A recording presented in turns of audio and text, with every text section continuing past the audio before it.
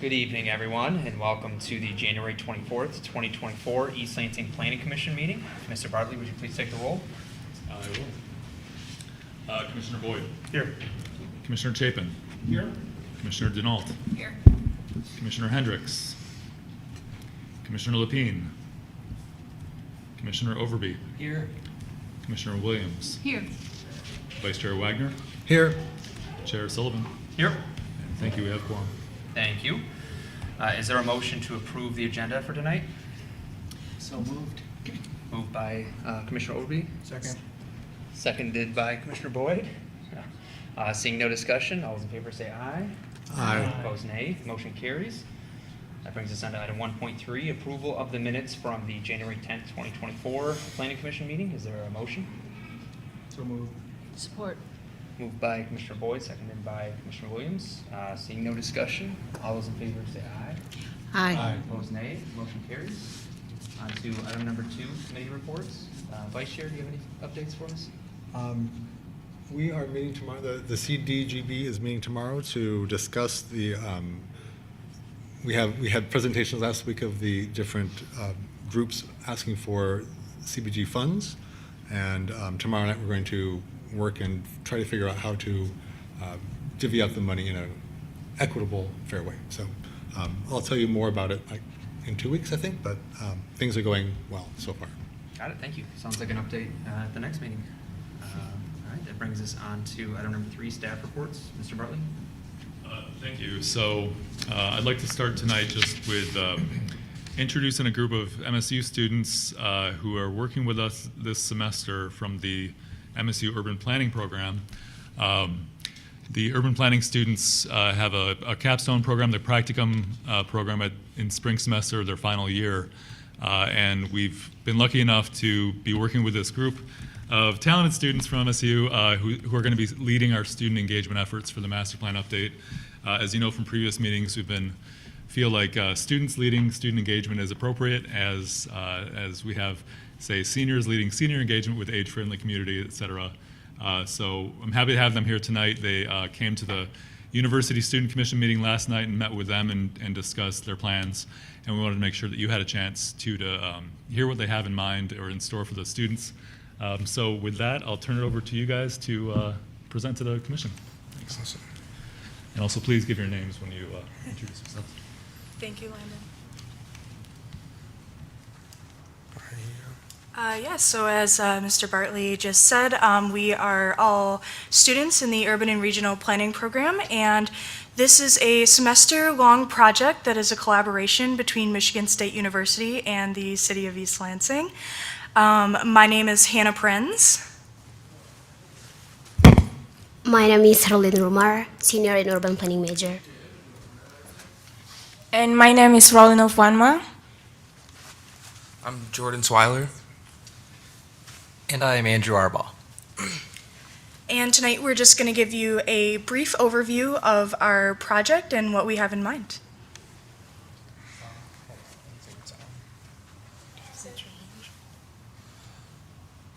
I thought I shared this screen. I'm not really sure.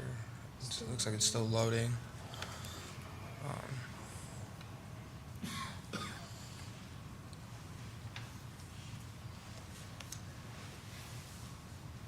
Should be there now. There it is. I don't know. Let me try this again. Alright, I apologize for that, but here, I guess we can just do it this way. To avoid that. Yeah, if everyone can still see. So the first step is kind of why we're doing this, right? Why do we want student engagement? Well, as of last fall, the university welcomed more students than it ever has in history. At 51,316 students enrolled last fall, that is a big number. And 2022 census data tells us that the 20 to 24 age group makes up nearly 35% of the population of East Lansing. So that is why it is so important to get student engagement and feedback. And I think that there's actually a lot of overlap in student desires in other parts of the community.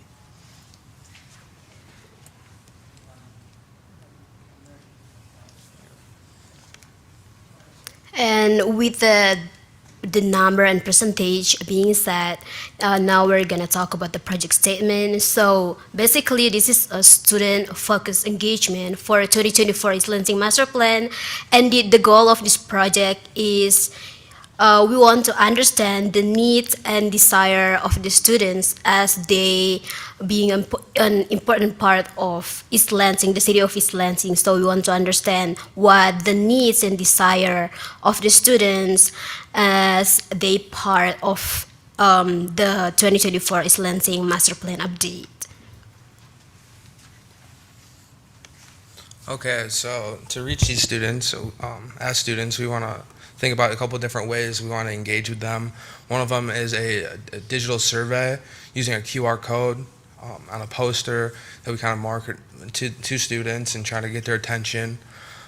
That we'll start out with some basic demographic data just to see who we're reaching with this survey and try to identify any trends with the data that we are collecting, such as like class rank and on-campus living versus off-campus living, to see if there's trends between the off-campus living and the on-campus living, as well as like different grades versus graduate students as well. So we really want to know who we're talking to when we're getting this data from them. We want to keep it kind of short and sweet as college students. You know, we all think that we live super busy lives, so we don't want to take up a bunch of their time and make it think it's another exam. We want to keep it short and simple, but also effective, and make sure that we're asking the right questions and getting their attention and getting their important feedback.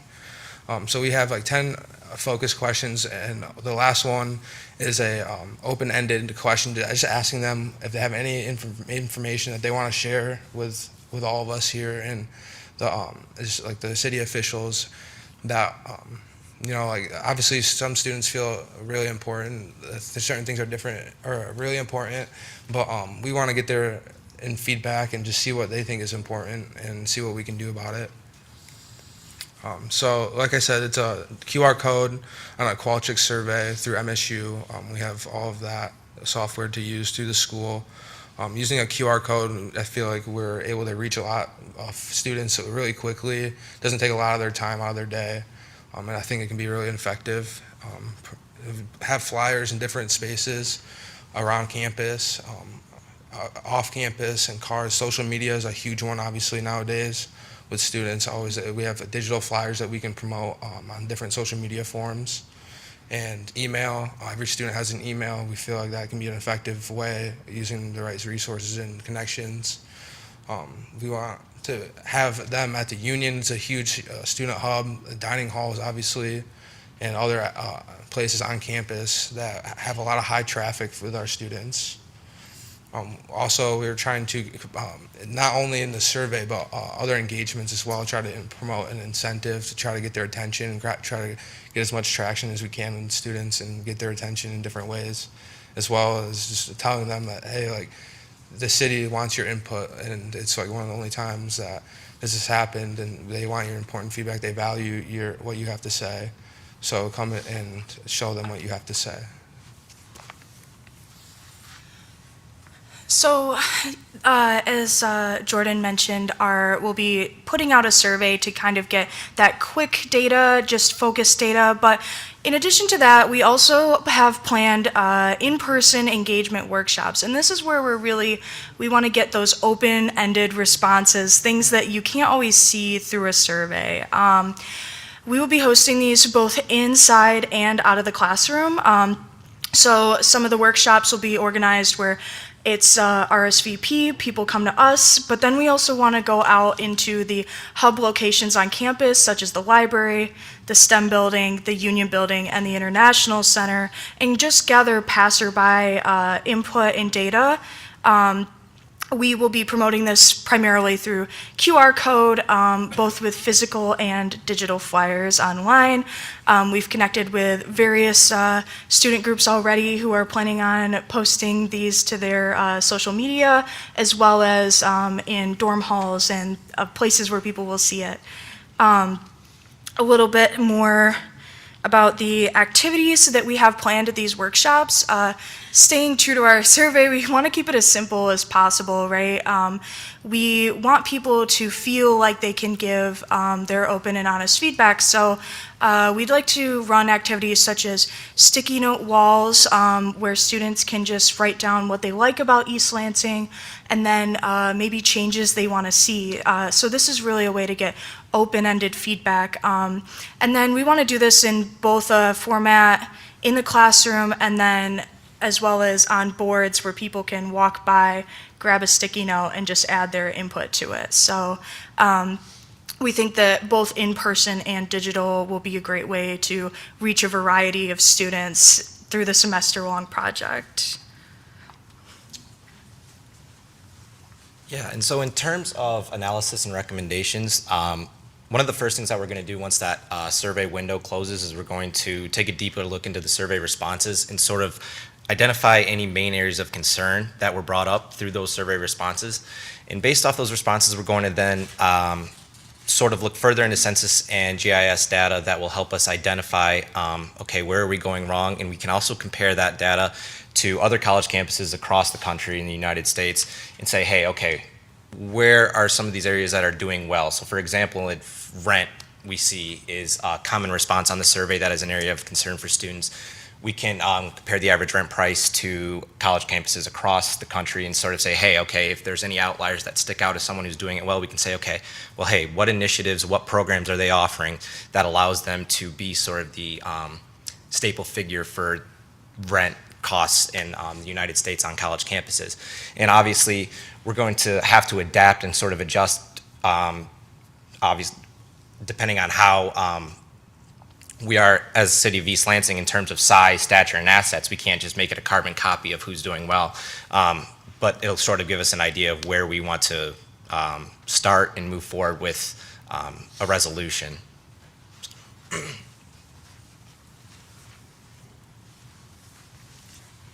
And also, as we mentioned a lot about our survey, like the digital survey and also analysis, we brought up two different timeline for us for our project. First timeline is like we working for gaining the data from next week until mid March for gaining data from students and also collecting feedback from the in-person or in the digital survey. And after that, we're gonna working with our analysis, which is what we just like talk about. We're gonna working in the mid-March. We're gonna talk a lot about, we're gonna working a lot about our project itself instead of gaining data. So this is our like specific timeline when we're gonna do the planning, when we do our first student workshop in the January 21st, and also we're gonna do our second in February 8th, and then we're gonna have a lot of like student engagement on campus, especially like we mentioned before from the International Center or Union or library, which is we have a lot of like students there. We're gonna have gaining a lot of like feedback on there. In February 1st, 7, and 8, we're gonna have like another additional engagement, but for now we're gonna this is how we're gonna do for the next month. And this is how we're gonna do our deliverable, which is we do the report and then we do the poster, and we're gonna do our final presentation here in the East Lansing Planning Commission in April 24th. And this is all our report. If there's any question or feedback, we are willing to have everything from everyone in here. Thank you. All right, so are there any questions from the commission for this student group? And I also want to just say that we want to put out a thank you to MSU so far. They've been very helpful, particularly Sue Webster, who's director of, I believe it's student outreach and community engagement. And she's been very helpful as far as potentially getting the survey link out to the whole university and all the students. So we're pretty excited about that. And we'll also be adding some advertising cards in catabuses that serve student bases. Can you mention real quick about your survey results that you're intending, the numbers you're trying to hit for, and why? Yes, Can't remember the exact so numbers. based on the enrollment for fall, we have determined that we would like to see at least 385 responses to give us a 5% confidence interval that it's representative of the population. Okay, thank you. Commissioner Denault, did I see a question? Landon actually asked my question, so thank you, Landon. No. Oh, I mean, I guess my second question would be, how many, so that's the survey half, how many participants in the workshops would you deem to be like a success? How many people are you hoping to target? Yeah, so right now we have roughly 150 students attendance secured for the upcoming workshops. We are leaving it a little bit more open-ended, but we'd hope for a few hundred, close to that 385 number as well. Excellent, thank you. Commissioner Overby? I don't have a question, I have a comment. Your plan seems thorough. It looks like you've tried to cover the bases to get enough students to participate, to make it meaningful. And I appreciate your help and look forward to seeing the survey and the results that we will get in April. Thank you. Thank you. Well said. Commissioner Chapin? Yep, just real quickly, hey, good job. Thank you for this. And do we have any comparable historical data? Does your survey compare, maybe I missed this, but do we have some comparable data from the past?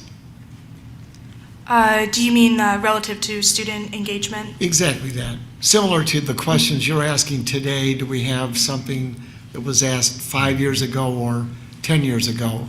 As far as the master plan goes, for the most recent, the 2018 master plan, it seemed like a lot of it was focused more on how the student population relates to everybody else, but maybe not specific student opinion feedback that I could Okay. find Okay. public. Hey, good luck.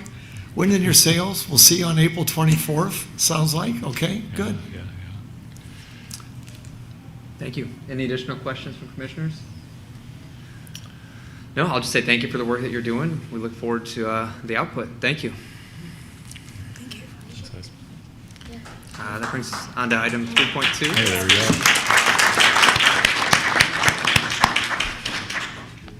go. All right. Item 3.2. Yeah, 3.2 is a recent ad. We, as you know, the Planning Commission has seen proposals as recently as last July. There was a proposal that came before you regarding potential amendments to the zoning ordinance that would essentially incentivize mass timber construction downtown and elsewhere in East Lansing. The Planning Commission's recommendation after a presentation was to City Council to ask Council to form a study committee to look into the topic more closely. In discussions with the manager and mayor, the mayor has requested that the Planning Commission form that study committee instead. He felt that the Planning Commission would be better prepared and equipped to consider that. So tonight what is being requested is for the Planning Commission to create here, let me pull this up, a subcommittee or a study committee to focus on mass timber in specific. I have a framework up on the screen of a suggested size, structure, meeting schedule, et cetera. I also wanted to let you know that David Pearson is here in the audience, who's attorney in town, has been working with Midwest Strategy Group and also the Mass Timber Program at MSU, and he can speak to the proposal that was before you before, or any other comments that you have about mass timber at East Lansing. I'll admit that since I know you have a lot of public comment, if I can go now, I'll do that. David Pearson on behalf of Midwest Strategy Group. We were last here in June with proposed specific amendments to your zoning ordinance intended to create incentives for mass timber. What we understand the mayor to be asking is, does the Planning Commission, along with some others, think this is the way to do it? These are good ideas, bad ideas? Is this the way to do it or not? I guess what we would offer is a few things. One, we hope not to make this anything other than a focused examination, not endless. Having lived with some of you through form-based code for 2 to 3 years, we would regard that as the counterexample, if I may. And our hope is that the mayor, having asked for this, means that something will happen with it based on your recommendations. The other thing I would say is, as you know from Sandra Lupien's presentation, the expertise is here in the community, that her organization at MSU very much wants to bring their expertise, and they want East Lansing to be the first to do this. There's very little for this nationally, and their hope is to make this happen here soon. That's the hope. Whatever we can do to assist that, we're glad to do. You can certainly call on us, and I guess, as I say, our hope would be to offer choices so that you have concrete things to look at rather than simply thinking big thoughts about mass timber. That's not what we're after. We want something that makes sense in terms of what East Lansing wants in order to bring this to the community. So glad to answer questions whenever you have them if we can. Thanks. Thank you. Yeah, I do have a question now. So regarding the timeline, the framework and the structure of the committee, is what's presented on the screen there what you had in mind as far as? No, we had a month with an M that was different, like March. But, you know, we had ideas that the committee could form and meet more quickly. I think probably that your planning director has a better idea of what's realistic, but we would certainly hope that that would be an outside date and would do everything we can to make that happen earlier than that, if it's at all possible. Well, it does say goal up there, so, you know, they I could do it understand, earlier. but, Yeah, we're hoping it's an outside goal, not maybe we'll get there. understood. Yeah. Any additional questions for Mr. Pearson? Thank you. Any additional questions for Mr. Bartley? Yes, I'll just mention that and it's been kind of late for this meeting, so I apologize that you're seeing this tonight essentially for the first time, but yeah, we recommend a fairly small committee compared to, say, the Master Plan Update Coordinating Committee that you established at the last meeting, which is more like 30 people. But that's a large community-wide, sort of not quite as focused, I guess narrowly focused or topical committee as this one would be. We suggest that this would be fairly small, 5 to 7 individuals, probably from this commission, a member from Commission on the Environment and Building Board of Appeals, and then we also suggest development professionals in the area, perhaps construction, construction companies or architects, or also subject matter experts like Midwest Strategy Group or Dr. Lupien or her faculty colleagues. So I wanted to leave a little bit of flexibility, certainly, and present this essentially as an idea of what we think could work. As far as the timeline, I know that Mr. Pearson mentioned March, and certainly that's their aspirational goal. I just don't believe that with everything that we have going on right now, we'd realistically be able to give this topic the time it needs in that kind of time period. So that's why I've put May 7th as a sort of aspirational goal to bring something to City Council to introduce and then refer to the Planning Commission for a public hearing and consideration.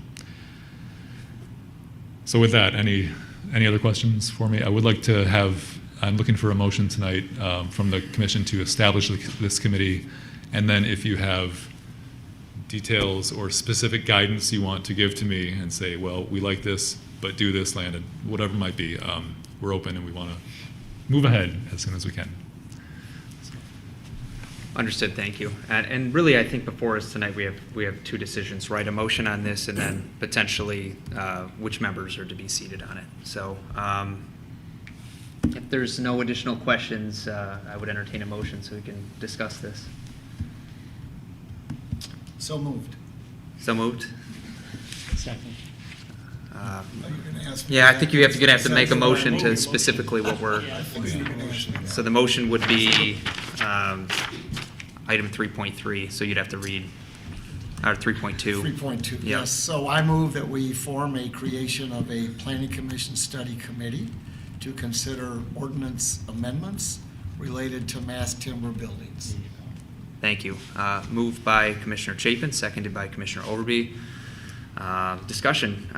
So first off, Mr. Bartley, thank you for putting this together so we could visualize it. I know we had the last commission that we had created at the last meeting, and I know we spun our wheels on that for quite a bit as far as composition and the members, and I think that this is really helpful for us to visualize how this would function. A couple initial thoughts I have. I think if the May end date goal, I think is reasonable, and of course, a decision could be made prior to that. So, I trust your judgment on that. And then the initial meeting, I think late February, maybe it sounds a little late, so you could maybe just say February there. Okay.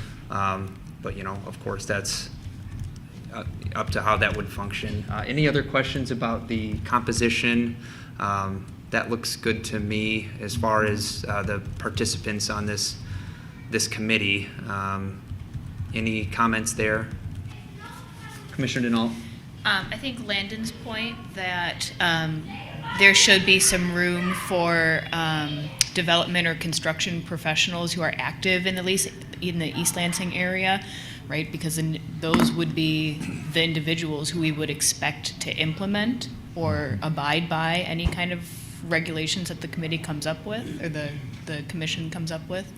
So, but I also agree that we should have some of the experts from MSU on that panel as well, since they really are the subject experts in this. Good points. Certainly, I think we could have some more specificity there. We could break that out a little bit more to list out who's on the committee. Additional questions or comments? Vice Chair? I would just like to ask a question to Landon about the what. Yeah. So is it currently not allowed, or is mass timber construction not allowed in East Lansing? Are we, like, is it illegal to build something out of mass timber downtown right now? No, not necessarily.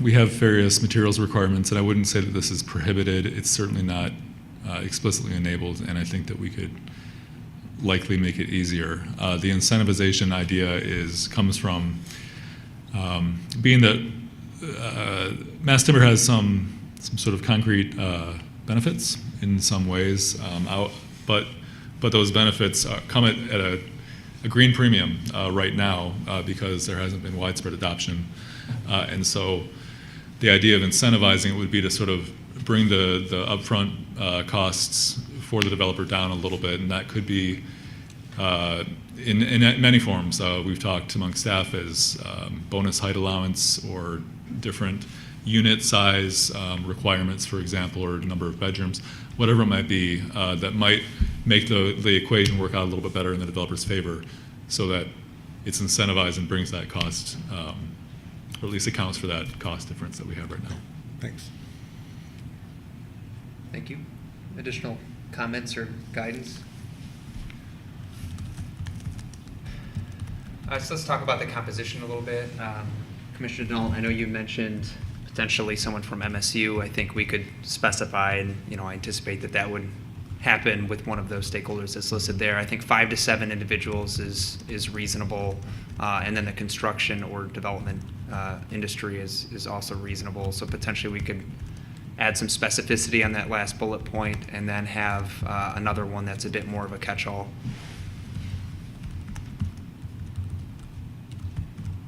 And with that, I have no additional comments or concerns.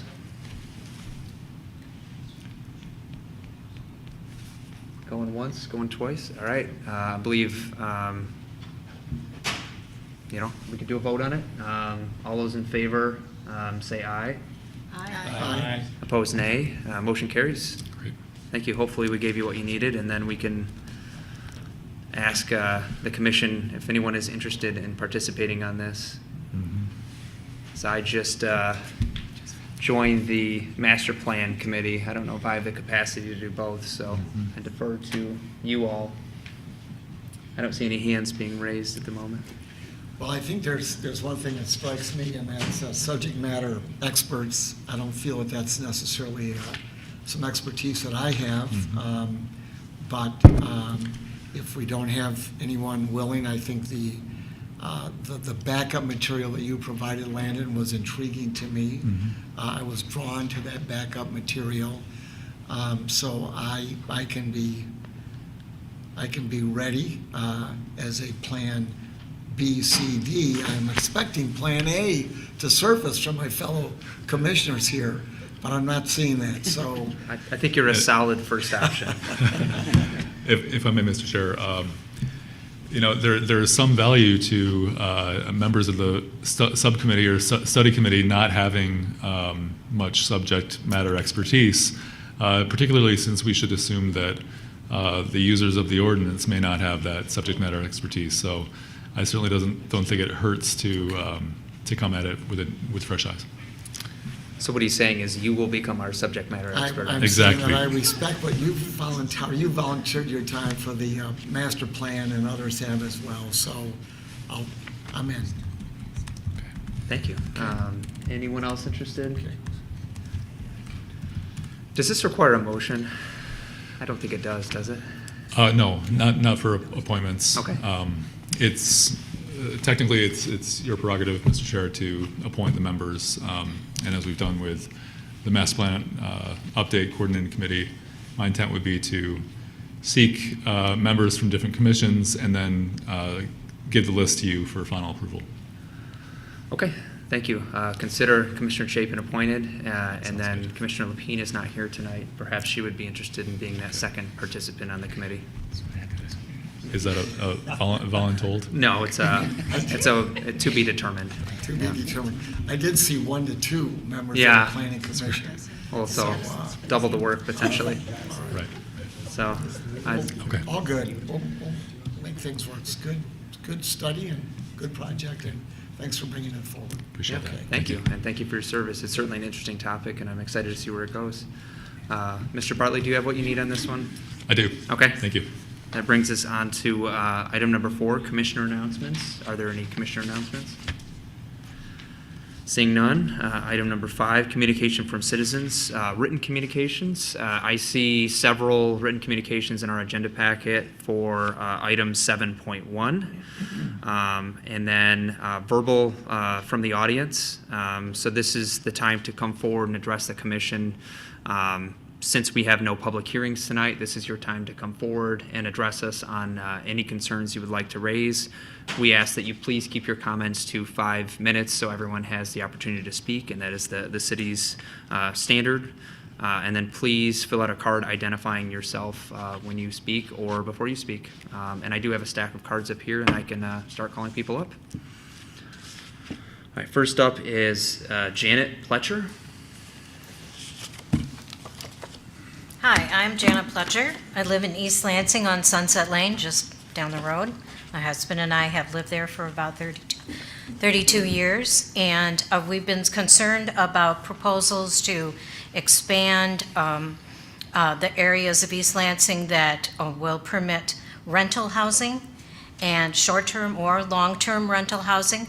We are both opposed to that. We feel like it is going to change the character of the neighborhood, the Glencairn neighborhood. And, when we moved in here, we understood that there were limitations like that when persons were buying a house. And we also think that there appears to be, in the last 30 years, a lot more rental properties available. So we don't think that it's necessary to change the overlay area. Do you have any questions for me? I do not. Thank you for your comments. Okay. Yeah. Thanks for listening. Thank you much. Molly Spunner, hopefully I said that right.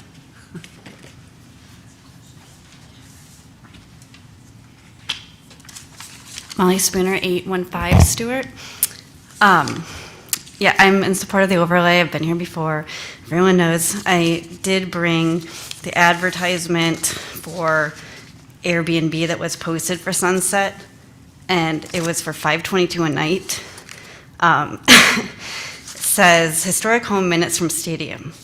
So that, it's just showing that our area is close to downtown and it's close to campus. And we feel the overlay is appropriate because we want it to remain residential. There's another existing rental, North Lawn, and that goes for $2,500 a month. And it's also targeted to people who housing tailgates. I love Michigan State. I think the students are fabulous, but we also want to keep our schools and our neighborhood for the families. And again, nothing at all about the students, but we want to keep it children friendly, and there are a lot of student apartments that have been built, and we do see encroachment coming into areas of our neighborhood that used to be family homes, and we just want to, the vision for our neighborhood is no Airbnbs, and keeping a neighborhood with kids going to school and all that. So thank you.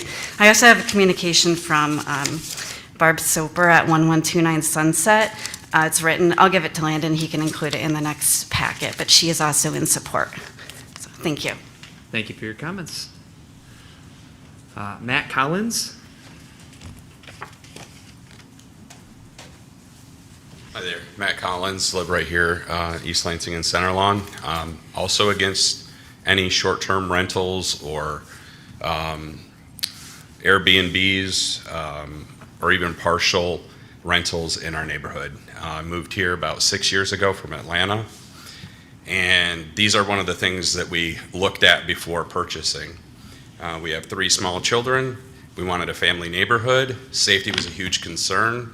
I'm a retired firefighter paramedic. I've seen things that come out of rental homes, and some things not so good, so that's kind of my place where I'm coming from when I'm looking for safety. And so Airbnbs and short-term rentals are very transient, and I don't want transient residents in our neighborhood with our children. So I hope you can see from my standpoint where I'm at on that. A lot of my fellow neighbors, just keep what we have there, and please don't allow short-term Airbnbs or rentals, please. Thank you. Thank you for your comments. Gail Kendall.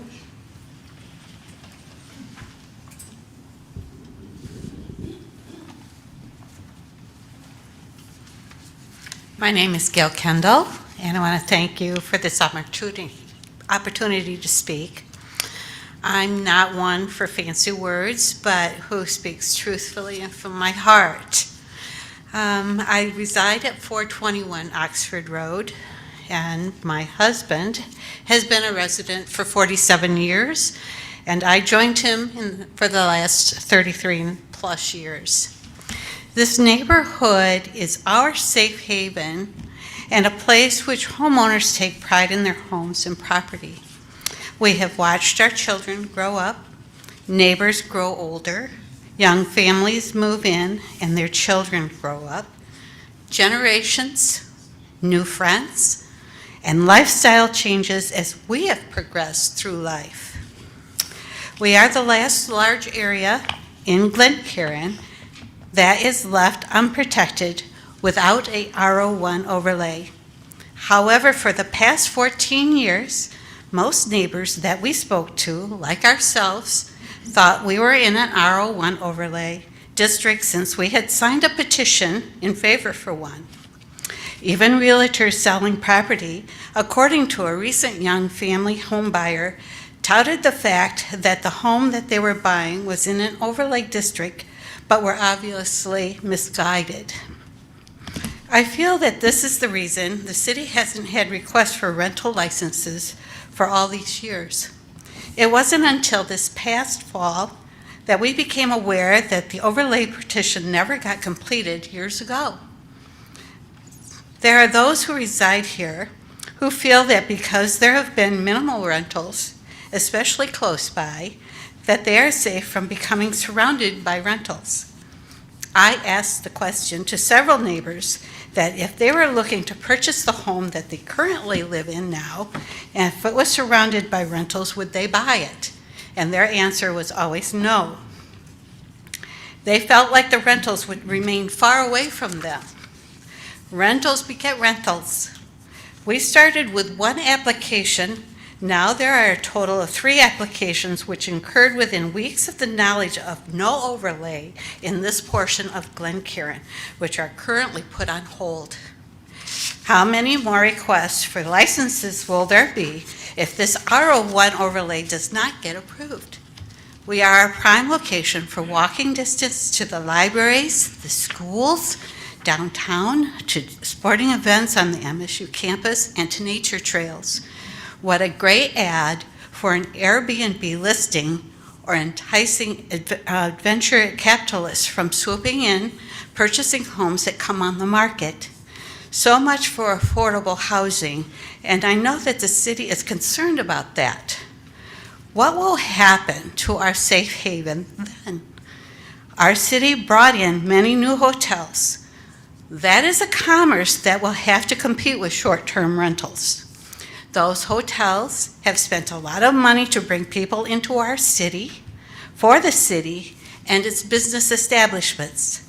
Private rentals do not offer any benefit to the city, only unto themselves.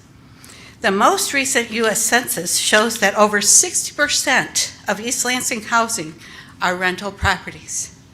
How many rentals do we really need? Not having the protection of an R01 overlay really frightens me. Who's going to police all the rentals?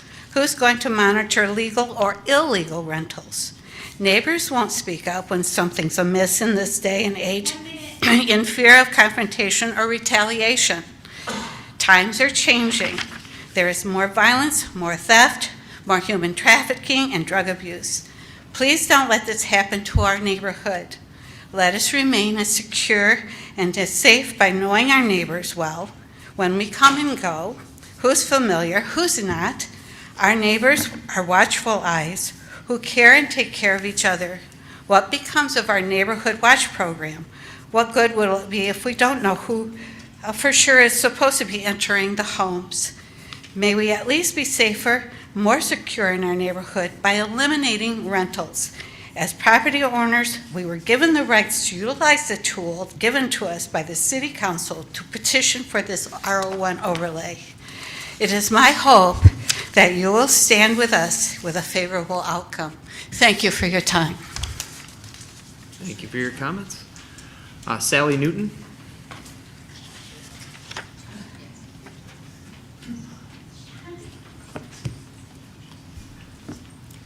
Sally Newton, 939 Sunset Lane.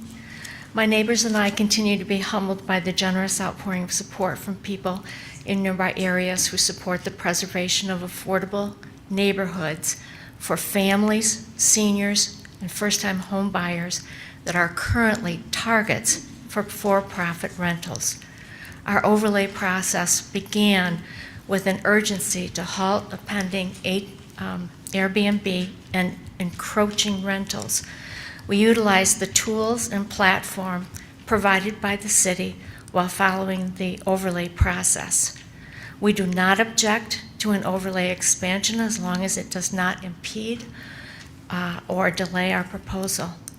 Thank you for your thoughtful input and dedication to the city. Thank you. Thank you. Patrick Dixon?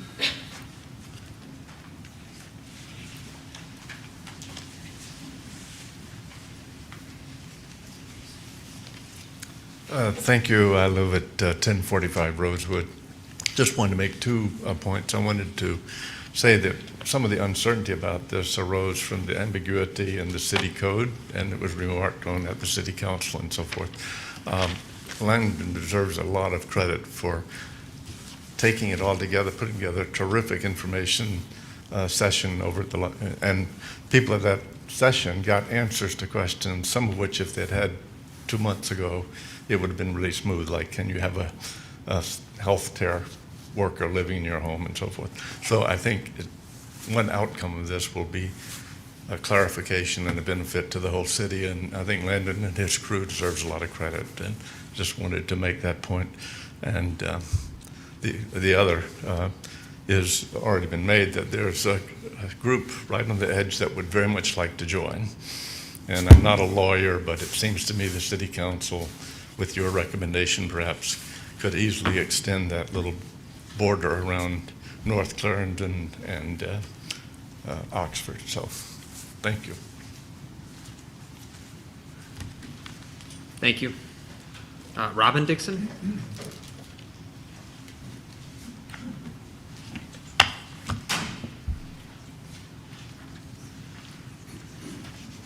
Good evening. It is a pleasure to be here. My name is Robin Dixon, and I live at 1045 Rosewood Avenue with Patrick Dixon, who was just standing here. I've been here for 17 years. He's been here for 35. And I really appreciate the opportunity to address you all. And I really, first of all, want to thank you for all the work that you have done to preserve our beautiful city. That our city, and specifically our neighborhood, is a beautiful place, peaceful, family-friendly, safe, and a place to live, is no accident. It is due to your work, and that your work is critical. The ambience we enjoy in East Lansing is thanks to the efforts of many people over many, many, many years or hours, making hard decisions at critical moments. Right now, we are exactly at such a juncture. I speak tonight to urge you to recommend to the City Council the adoption of Ordinance 1528, which is the proposed R01 overlay for the remaining portion of the Glencairn neighborhood. We have been through quite a process, many meetings, countless hours, but we are so close. We're at step number 10 on Landon Bartley's very helpful infographic. I appreciate the responsiveness of the city during this process. The City Planning Department, Executive Office, and City Attorney's information evening last Wednesday, the 17th, was helpful. Landon Bartley, the Principal Planner, and Annette Irwin, Planning Building Development Interim Director, and the City Attorney Chubb provided clear and specific information clarifying the origin of the citizen-led overlay petition drive and the details of that process for adopting an overlay ordinance. At least 2/3 of the residents in our proposed overlay district signed a petition. Many residents have attended meetings, written letters, and given spoken comments of support. I just wish that those who oppose this overlay ordinance would look to the future. Yes, it's just 3 rental licenses that are being requested now, but look to the future.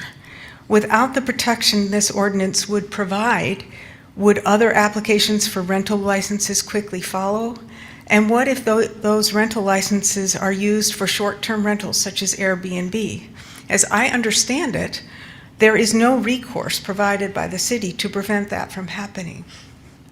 The most recent city census, or I guess it's a GIS map, shows that we already have 60% of the East Lansing is rental housing.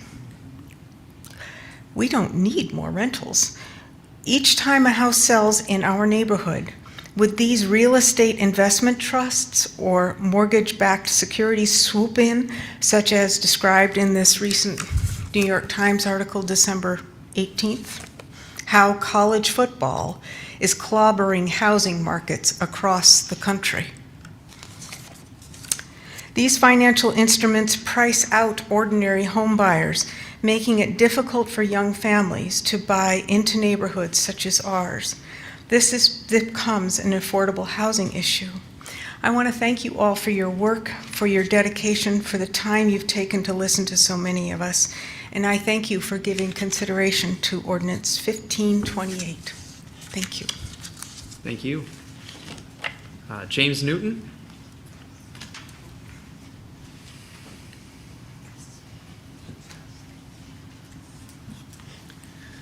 Good evening, James Newton. I live at 939 Sunset Lane. I want to thank the commissioners for volunteering your time to serve on this commission. I think it's a huge commitment, and we really do appreciate it. I also want to thank all the people outside the overlay proposal that have spoken up and come to meetings and provided their support also, because they've seen how overlays work and they have benefited from it, and they wish us the same benefits. Like Robin Dixon just said, we want to preserve the single-family residences in our neighborhood. They were intended to be single-family residences, and we want to save them. Now, at one time or another, we have all rented. There is a place for rentals, and in East Lansing, 60% of East Lansing is used for rentals. But we want to keep this part, the heart of Glencairn, stable, and that is as single-family residences. We need to protect the heart of Glencairn from amateur absentee landlords, and that will go a long way towards preserving the stability.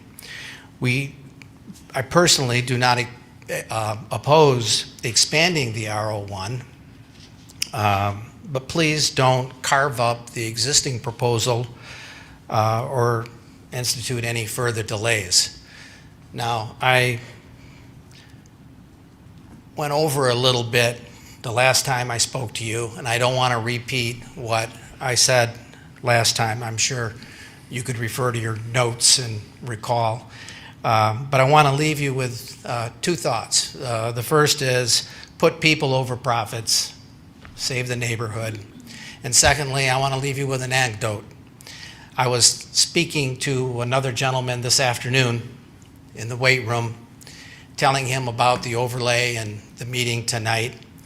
And he lived in another neighborhood, not in the overlay, but in another neighborhood. And I said, well, how would your neighbors react to an Airbnb in your neighborhood? His response was, like a fart in an elevator. Thank you. Thank you. Carol Hetherington? Hi, Carol Hetherington, spoken before. I've lived in Glencairn for 33 years. I currently live at 826 Sunset Lane. And I just wanted to read something to you. In an effort to keep population density at manageable levels and maintain a peaceful atmosphere in many neighborhoods, the City of East Lansing put zoning restrictions on rental licenses in place in 2004. Areas with rental restrictions are called overlays. These words are not my words. They're from the Tommy Raines, which is now a Berkshire Hathaway website. And they're directed at, it says right in the website, MSU parents and other home buyers looking for lucrative investments. So I just shared them with you because I think it shows that it's not just the neighbors that see this as being a threat. We all have heard Tommy Raines is very popular in Glencairn, especially, and I think that they have seen it as definitely, they see the potential for MSU parents and for other home buyers to look at our homes and see them as lucrative investments. So thank you for your time. Thank you. Beverly Bonning. Good evening. Thank you for your service on the commission. I truly appreciate the amount of time that it takes to serve. I'd like to characterize this issue as more about affordable housing and the interplay of affordable housing with overlay districts. In 2021, the City of East Lansing retained a third-party consultant to provide a housing strategic plan and to prepare a house roadmap, so to speak, to assist with housing policy, housing development opportunities, and marketing ideas to support efforts for new residents and new housing developers. And it was presented to the City Council in late 2021, and I think some of you may have been involved initially in some of that work for the strategic plan. And as far as I can discern, the strategic plan was well received. The report identified a multi-pronged approach and strategies that would work towards improving housing availability across the spectrum of middle-income groups, both for purchase and rent. In the strategic plan, rental restriction overlay districts were not identified as an impediment for affordable housing, but rather the report encouraged the continued use of overlay districts to maintain a pool of affordable home ownership. So an essential element of this multi-pronged strategic plan is protecting, providing, and maintaining affordable homes in stable neighborhoods for middle and moderate income groups to purchase. So I have with me tonight a document for you. Rebecca, are you going to give me time? I don't know how you want me to hand these out.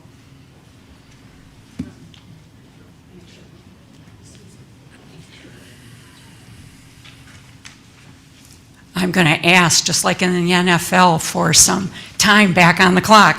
Okay, so here we go. This is sourced from our own City of East Lansing Assessor's Office, and it shows the property sales in proposed Glencairn Overlay District and surrounding area close by from March 2021 to January 2024, so about a 33-month period of time. This gives us a great snapshot of what the overlay district looks like and what it contains and what it's a pocket of affordable housing in East Lansing. So our handout breaks this down on 2 pages, those homes that were sold under $300,000 and those over $300,000. So of the 32, 10 sold for less than $215,000. 11 were between $215,000 and $300,000, and 11 were $300,000. So essentially, a third of the homes sold in this pocket area, which is close to so many amenities of our city, are by their nature affordable housing for middle class or moderate income buyers and those moderate income buyers who may be eligible for any home buyer assistance program, based upon our own city's 2021 strategic plan analysis. And because we all know each other in Glencairn, we also know that these new owners of these properties, particularly the 10 sold, are diverse. Many are young professionals, they're singles, there are families with elementary age children, retirees, and couples. That is the strategic group that this plan was focused on for marketing purposes. Thank you. So I support the overlay district for many different reasons, but most importantly, because it protects the available housing inventory of affordable home ownership for middle income residents in a stable neighborhood pocket. And overlay districts protect the housing stock for affordable homes. And this isn't an either-or option of rentals versus overlays. Instead, this is part of a multi-pronged approach to assist with housing availability and affordability. Thank you. Thank you. Fred Baker.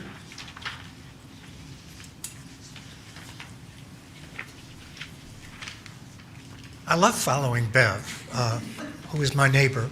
She and I both live on the edge of an existing overlay district, the border of the new district that's proposed. I used to do fly-spec tax anticipation notes with her when she was actively practicing. And tonight was just a perfect reflection of the kind of work, detailed analysis of which she is capable. Thank you very much for that very enlightening presentation, Bev.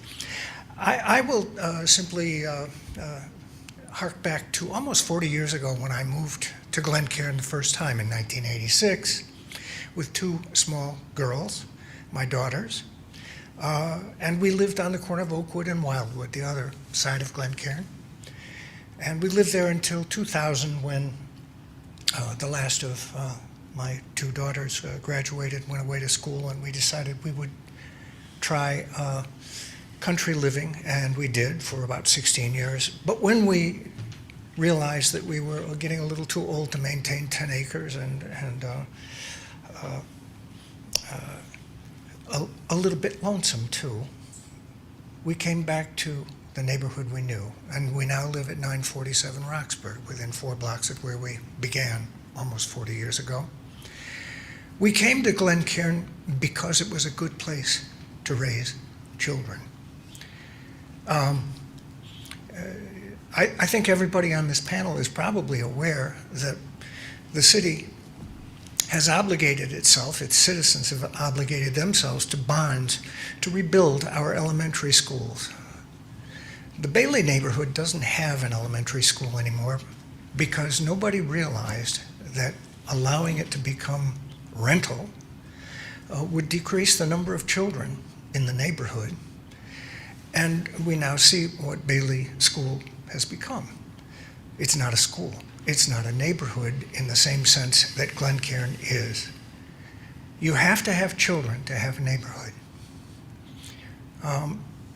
If you allow this neighborhood to be eroded and to become a rental area, you will lose the essential attraction of a neighborhood. My kids used to walk to this school down Wildwood. They would stop and take cookies from the cookie bush at the end of Wildwood. The new owner tried to revive that. I don't know if with what success. But my point is simply this. I've lived here long enough to know what a charming neighborhood this is. It's where I return in my old age with my wife. I urge you to ignore those who say that the overlay will create problems, because there are really two categories in these rental applications. Two of them are candidly people who want to be able to rent their property and make money. Oh, they say, we can't live here, but we want to continue owning the home and rent it. No. That destroys the character of a neighborhood. One of the applicants for a rental license, he said, Mark Meadows said, oh, you ought to have a license in your hip pocket because, gee, there's a great risk that when they go up north for the summer and their daughter has a friend stay with them in their home. Daughter, by the way, is a member of the family. And there's no 1 minute rental being charged, thank you, to the friend who stays with her. There is no ambiguity there at all whatsoever. That's not a rental. That's not a violation. And the professed fear that they would be assessed $500 a day in fines for doing that is one that has since been, I think, pretty well, shall we say, ameliorated. And the disclaimer that they have any intention of ever renting the property, really renting it, is one that I find hard to swallow when they talk about having a rental license in their hip pocket. Please recommend approval of this overlay district. Preserve the neighborhood. And thank you for your service. Thank you. Josh Ramirez Roberts. Hi, I'm here to speak on 7.2, the developments of the 3 properties on Lake Lansing. I'm aware there was a public hearing for this. I did not know it occurred until after it happened. So I'm here now to speak, and I'm not really opposed to the development in any sense, but I do just have some general concerns about it where obviously we've been talking about the drive-through and all of that, and I believe that in the plan there's a 3-foot berm that might kind of offset the visuals aesthetic that you might see when driving down the road. And the things that I was kind of wanted to see, at least on the properties, obviously native landscaping, because, you know, that's my thing. And also when we're having these conversations about walkability, these conversations about available housing stock, and we're kind of all concentrating those discussions very much in the downtown area and trying to cram as much in there as we can. And I think this property, especially with all the apartments around it, if you were to add a story on, right, a story or two on of some kind of units, I personally wouldn't be opposed to that. I think that would be a better way to spread out the housing throughout our city. It would make the developer more money in the long term, I think, right?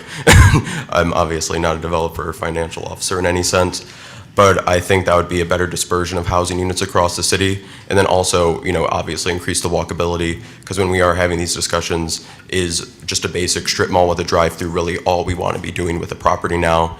At least build a property with the ability to support development, further development later on. on the property. And also, I would really like to see green roofing added to the property. This would be, to my understanding, the first property with green roofing in the city. And if it is just to remain a strip mall, obviously, because it would have to go through the whole process to do that again, so I'm assuming it is just going to be a strip mall. I would really like to see green roofing on the property.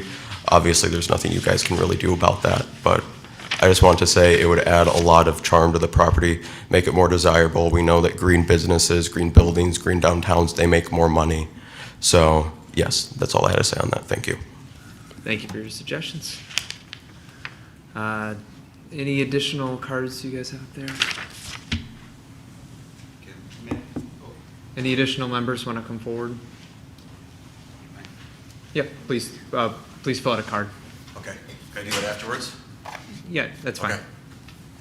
Okay. Good evening. Thank you guys for being here. And I just plan to listen today. Did not plan to talk. This subject about the overlay is new to me. I currently live at 442 Rosewood. And this was brought to my attention.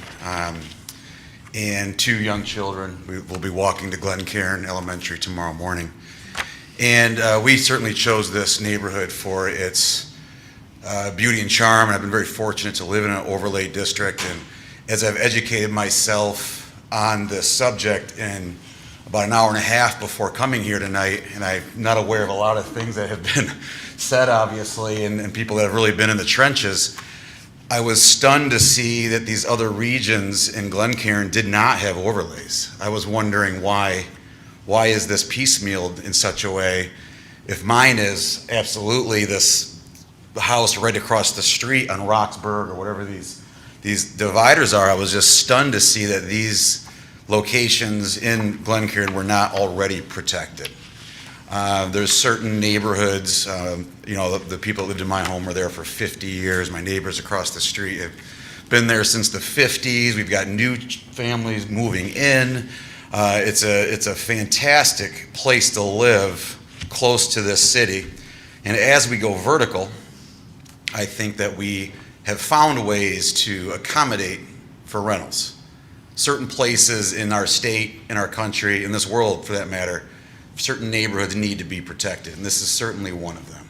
This place, Glencairn, was built for a reason. We love living here. We love living among the students and the campus and the action, but Glencairn specifically is a special neighborhood that needs protection within this city, and I would highly encourage an additional overlay in the section of our neighborhood that does not have it yet. And again, I view Glencairn as a pretty finite location in this city, and was surprised to see the northeast corner and the northwest corner, for that matter, as it goes over into Harrison, did not have these overlay protections. So I would, again, highly encourage. This is a rhetorical question, I guess. I'm not sure if I'm allowed to ask questions up here, but I'm wondering why the city wouldn't grant an overlay for those 2 sections to just complete the puzzle, in my opinion. But thank you for your time. I appreciate everyone up there. Thank you. Yep. That's certainly something we can discuss when we are having questions. Hello. Hello. Ricardo Mejia, 225 Oxford Road. I've been here before. So I am in favor of the overlay. My house is currently excluded. So since I know the commission could recommend an expansion, I'm here just to, again, request please expand it. Something I haven't mentioned before is that I have a soon-to-be 6-year-old son, and my family is not the only one in this street that has little children.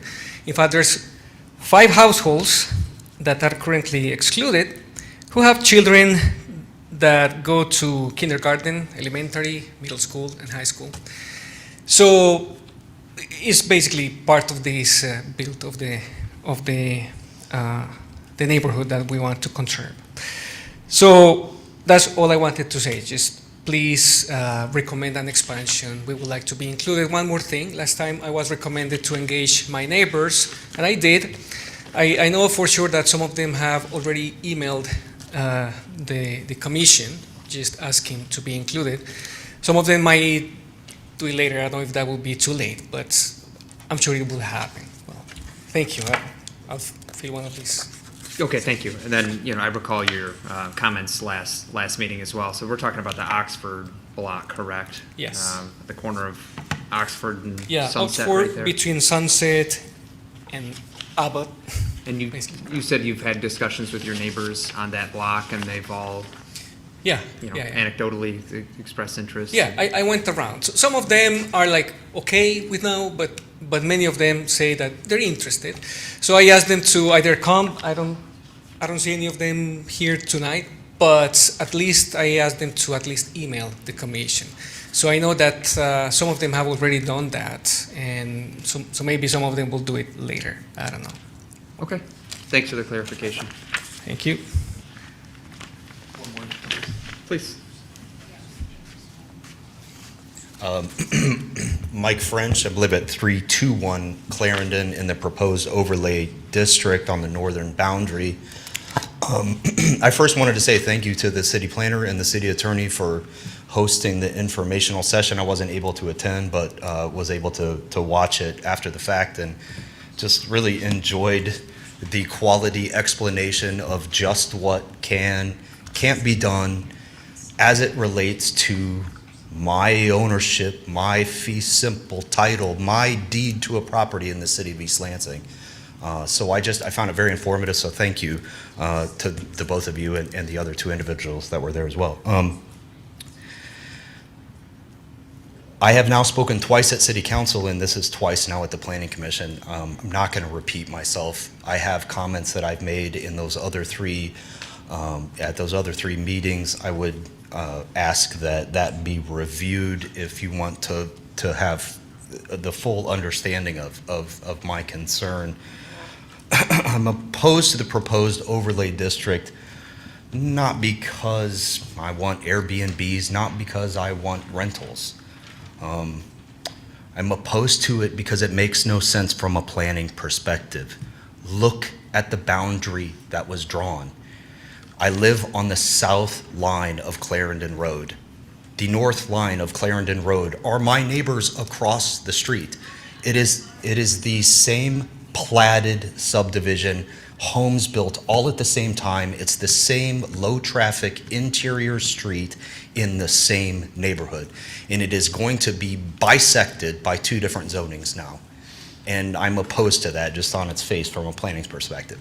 So either include my neighbors on the other side of Clarendon or exclude them.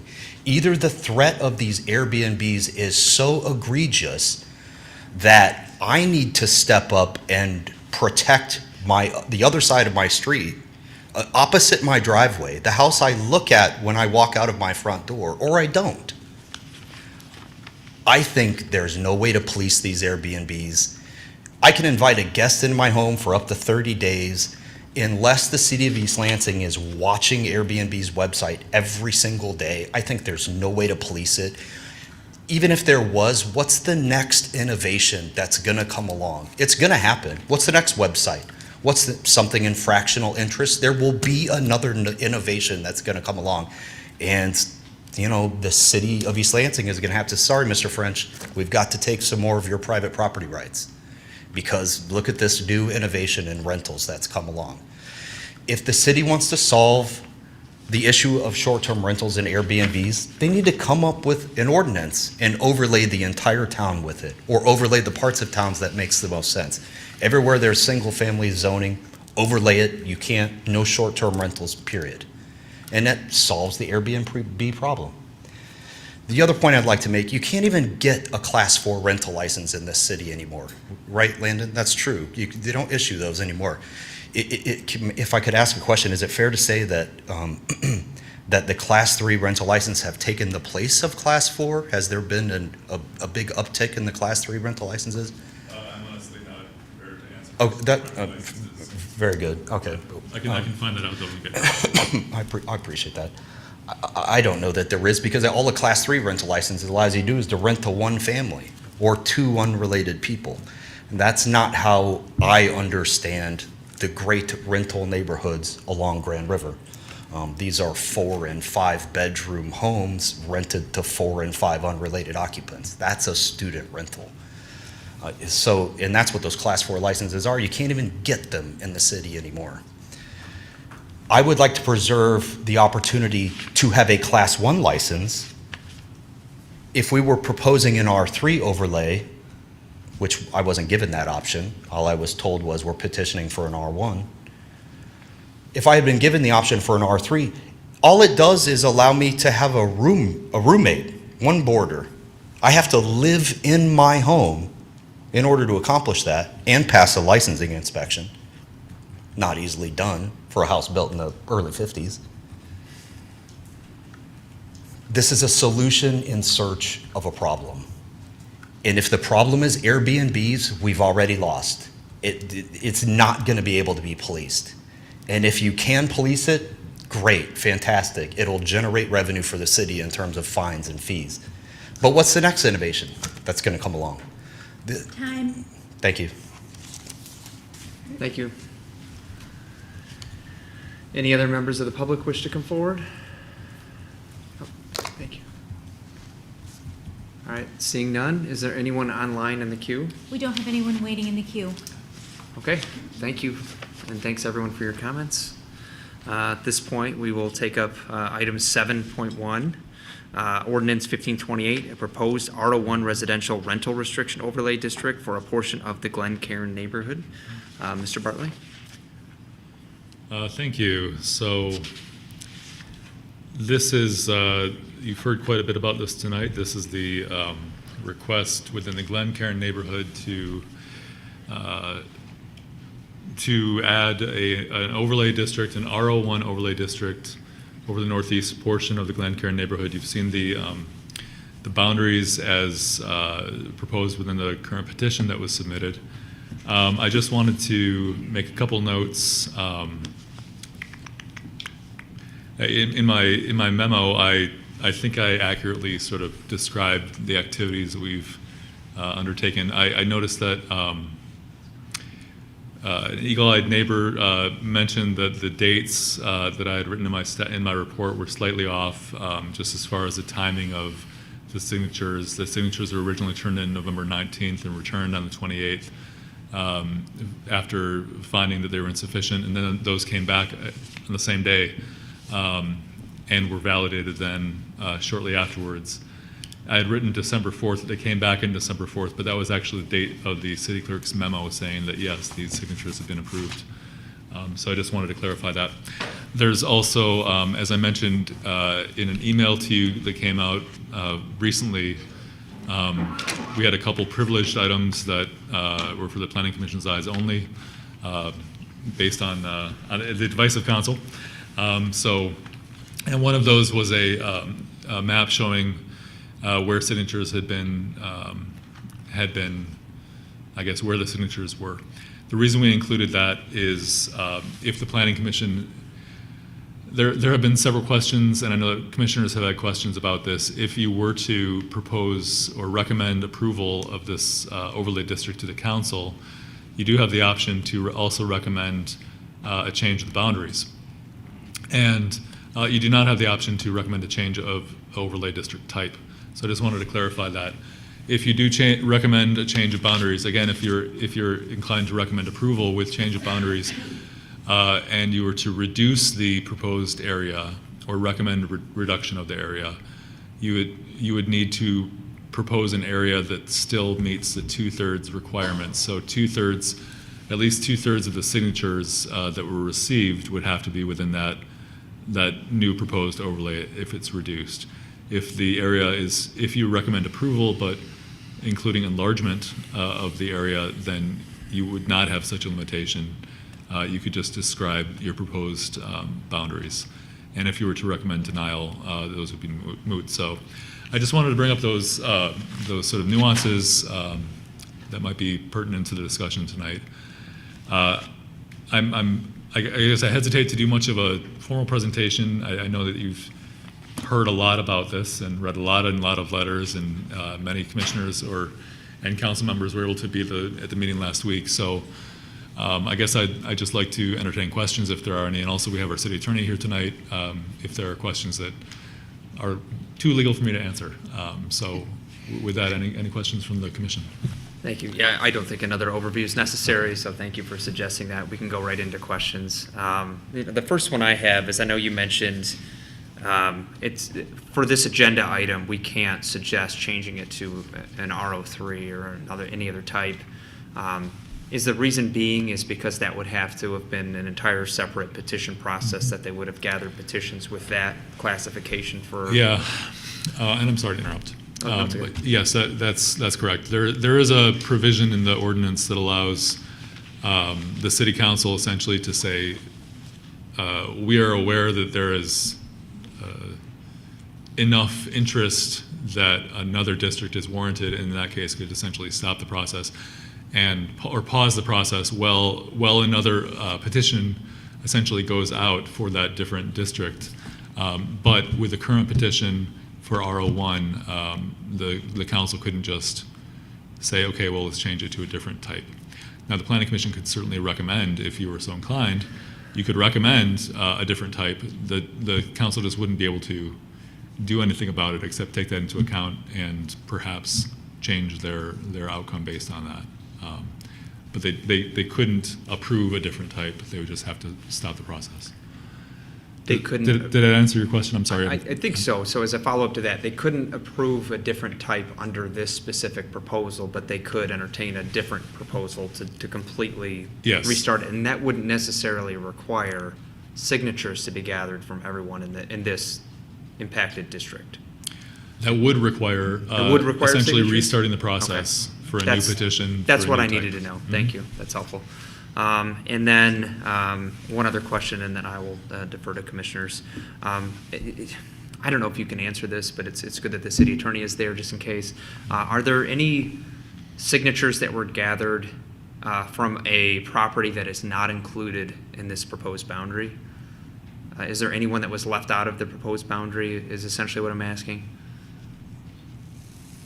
I don't believe that there were, but Okay. the way that the process would work is there's a two-step review of all signatures. The first is by the clerk to ensure that they're a resident. The second is by the assessor to make sure they're a resident that is a homeowner within the boundaries. And so if they were outside of the boundary, they would have been stricken, so as not to count toward the 2/3 requirement of the ordinance.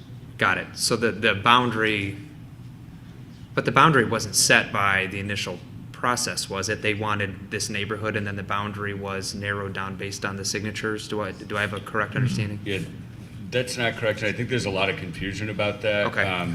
I think there was a lot of conversation in the community that may have been slightly inaccurate as to the process. And so the way that the process works is that the initiator of the overlay, which must be a resident under the ordinance, would bring to the city a proposed boundary map as one of their initial documents to start the process. And when they do that, under section 5775, there's a lot of administrative process that occurs, and one of those is that the planner and myself go through to determine under subsection G that the boundaries as required the boundaries must be described in the petition, and the boundaries must, if practicable, consist of streets, alleys, platted subdivision boundaries, or existing zoning district lines which totally enclose the proposed districts. You can't have pockets, and you have to follow those other requirements. Lynn's predecessor, Tim, and I did go through that process and did recommend changes because there were several areas in the initial application map that did, as you'll see, this is a great example. So if you look to the north side, you look at Saginaw, where we're looking north, with Saginaw on the north and Clarendon on the south, where we see the boundary that is in between the properties that face Clarendon to the south and Saginaw to the north.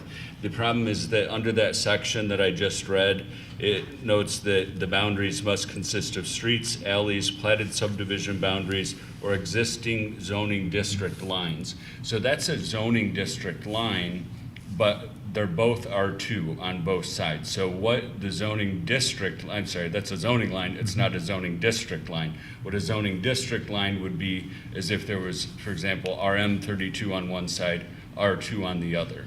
And so as a result, we said this is not consistent with subsection G, and to come into compliance, you would need to go to the north up to Saginaw to have a boundary that's a street on the north side, or likewise come down to the south to Clarendon to comply with that subsection. And we went around each side of the proposed map and provided that insight, never drawing the map or amending the map, but making recommendations so that they could amend their map to come into compliance prior to when they went out and obtained signatures in the approved map.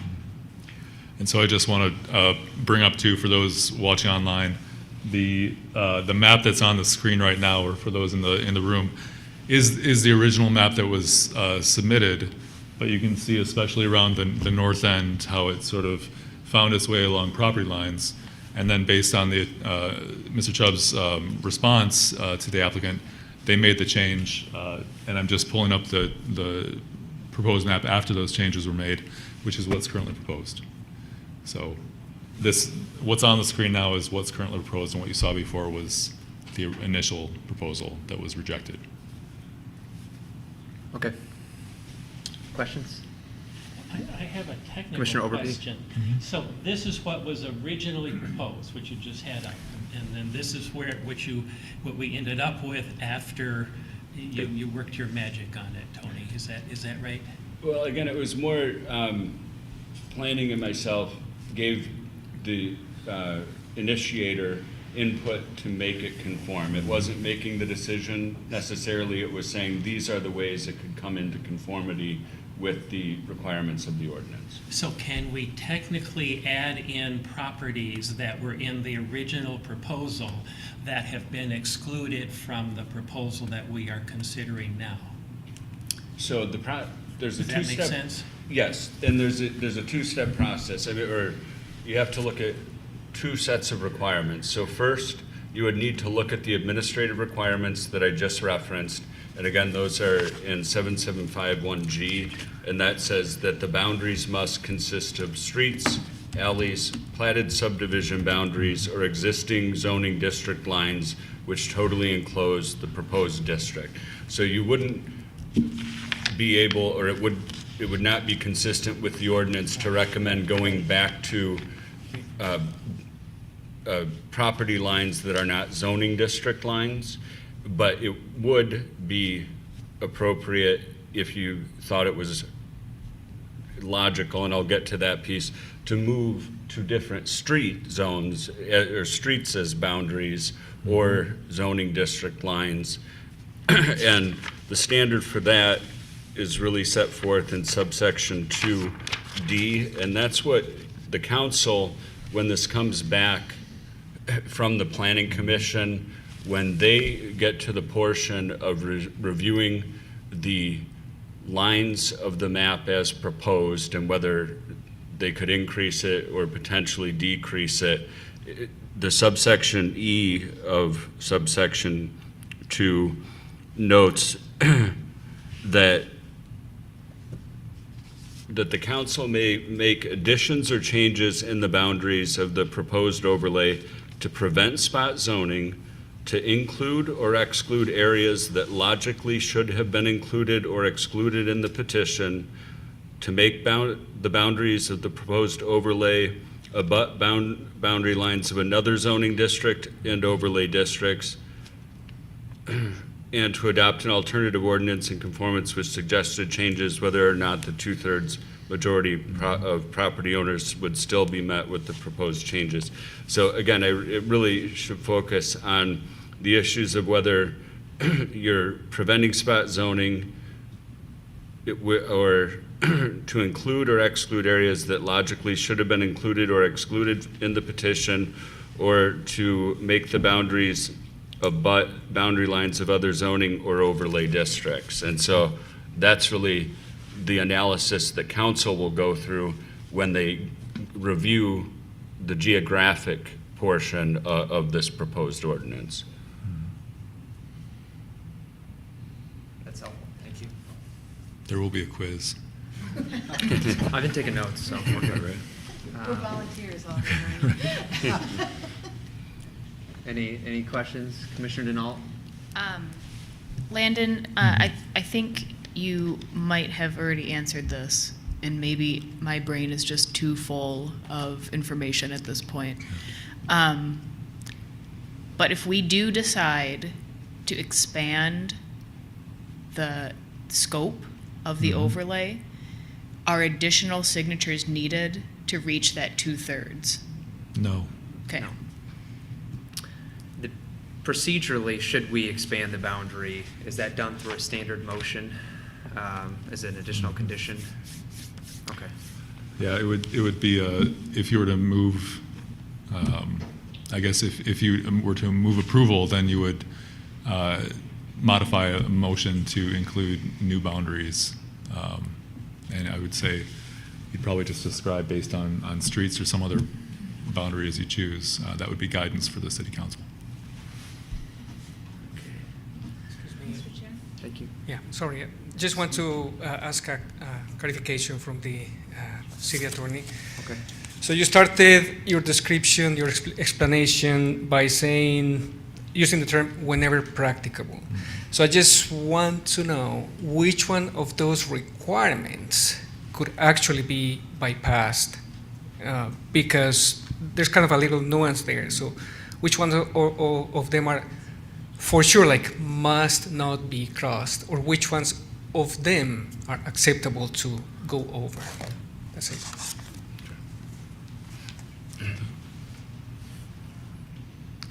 And I don't know if we're looking to really have an engaged That's what I was discussion just with the going to public. interject Yeah, with. we really have to just Appreciate be the careful comment, about that. but, Obviously, everyone, we yeah. want to get as much information out there as possible. Yeah. Just have to do it in the right manner. Right.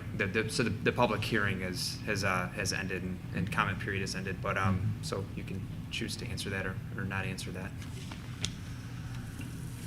Or if a member of the commission would like to ask that exact question.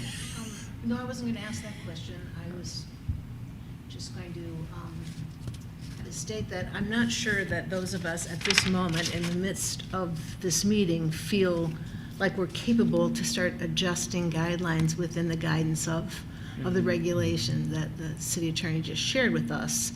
Yeah. But maybe for purposes of conversation about this, I could make a motion. I was going to suggest exactly that. If someone could make a motion so that we could have discussion and unless there's any additional questions. And of course, we can continue to ask questions after motions on the table. Ready? Yeah, I'm ready for that motion. In the matter of Ordinance 1528, an application to place an R01 residential rental restriction overlay district in the northeast area of the Glencairn neighborhood, I move to recommend that the City Council approve the proposed district as delineated in the provided ordinance for the following reason. The petitioners have complied with all of the City of East Lansing's regulations concerning the establishment of this rental restriction overlay district, including collecting the required number of valid signatures in support of the petition. Further, I move that council give due consideration to expanding the boundaries of the overlay district to address concerns of residents in the Glencairn neighborhood and consistent with all applicable city regulations. Thank you. Is there a second? Second. Uh-oh. I'll give the second to the vice chair. So moved by Commissioner Williams, seconded by Vice Chair Wagner. So discussion. So before we discuss it, I just wanted to kind of set the stage. So I know we've heard a lot of comments, and really there's kind of been, in my opinion, three separate issues here, right? So there's the first, and that's the issue really that's on the table, is should there be an overlay district as proposed?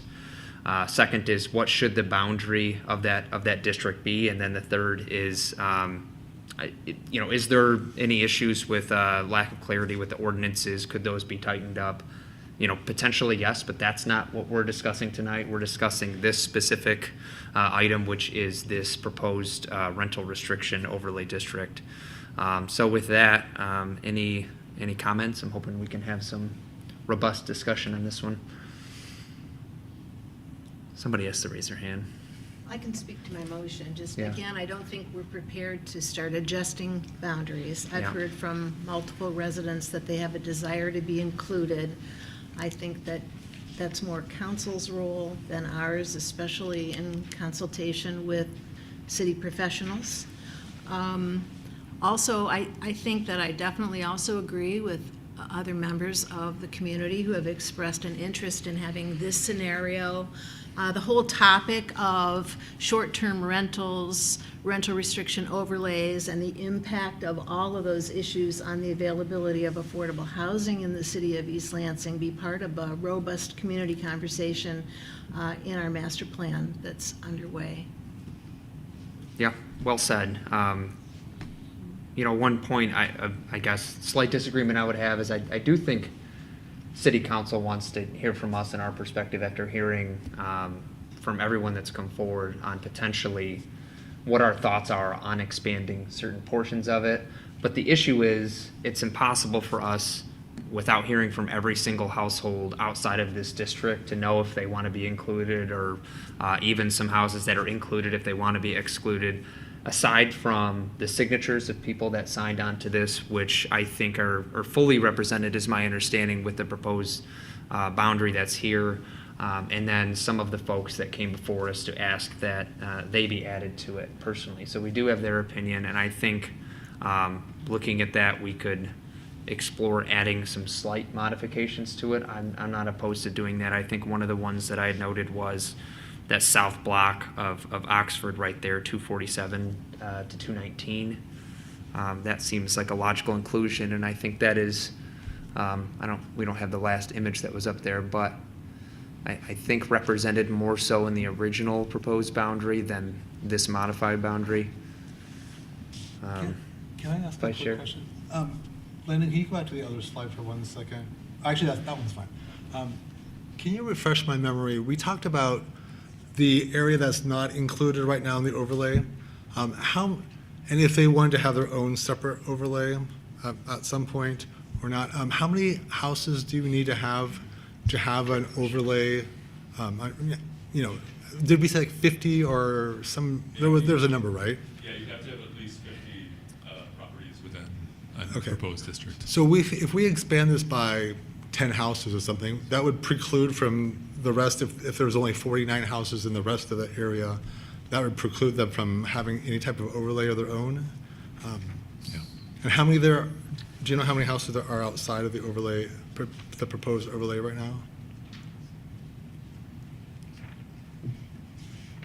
Sorry, I don't. Are you counting on the fly? Yeah, my quick count, I don't think I am getting properties along Abbott itself, but in the north area, as close as I can get to where Clarendon, I think it's Clarendon that comes out to Abbott, I counted 43.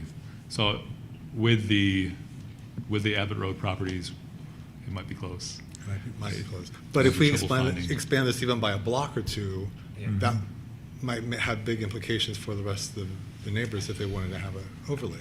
I think that's a great point. So if we expand this, we could unintentionally make it harder for the remaining neighborhood to have their own restriction district, or make it very difficult for them to do so. So I think that's. Or we could expand it all the way to Saginaw, all the way to Abbott. I mean, yeah, make it you'd have to. Yeah. And I'm certainly not prepared to be an expert on that type of expansion. I mean, You don't know what 932 Evergreen thinks? No. Yeah, I don't know. So I don't know what to do. Yeah. We can talk. It's. Well, that's why I made sort of the big motion I made. Yeah. Because I don't want to be, passing a motion with good intentions, but unintended negative consequences on a group of homeowners. Yeah. I think those are really valid points. Commissioner Chapin? Go ahead. Oh, just real quick, I did count in the area north of Clarendon that sort of bounded from Saginaw to Abbott to the northeast is actually 49 properties. So. Oh, so they can't anyway. FYI. I didn't count the ones south of Clarendon. So they can't anyway, but if they wanted, but there's nothing that would preclude that an adjacent district being north of Saginaw, right, if they wanted to expand in that direction? That would be difficult because the zoning north of Saginaw is It's not different, RM okay, yeah. or R1, R2, or RM8, which is what is required for an overlay district. Now the properties sort of to the outside, I think I've heard people refer to the area on Oxford and Clarendon as the nose. So outside of that nose, north, east, and then south, even down to the RM32 properties that are shown, I think that's pink along Abbott. If all of the remaining properties were included, that would be well over 49. Yeah. You know, and I see why the nose is created. It looks like potentially to exclude 244 North Lawn, which is has a rental license.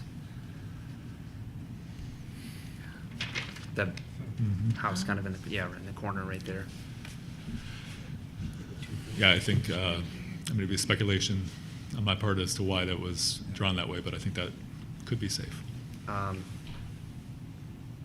You know, and just a general comment too about kind of the, you know, I understand the concerns about Airbnbs and short-term rentals. I think that's a really valid concern, and there's implications on property values. I think that's an undisputable fact. It just seems like this is a sledgehammer approach too with the R01 as proposed, and I certainly think my personal preference is that I would have preferred an R03, but I think that with the amount of signatures that they've gathered,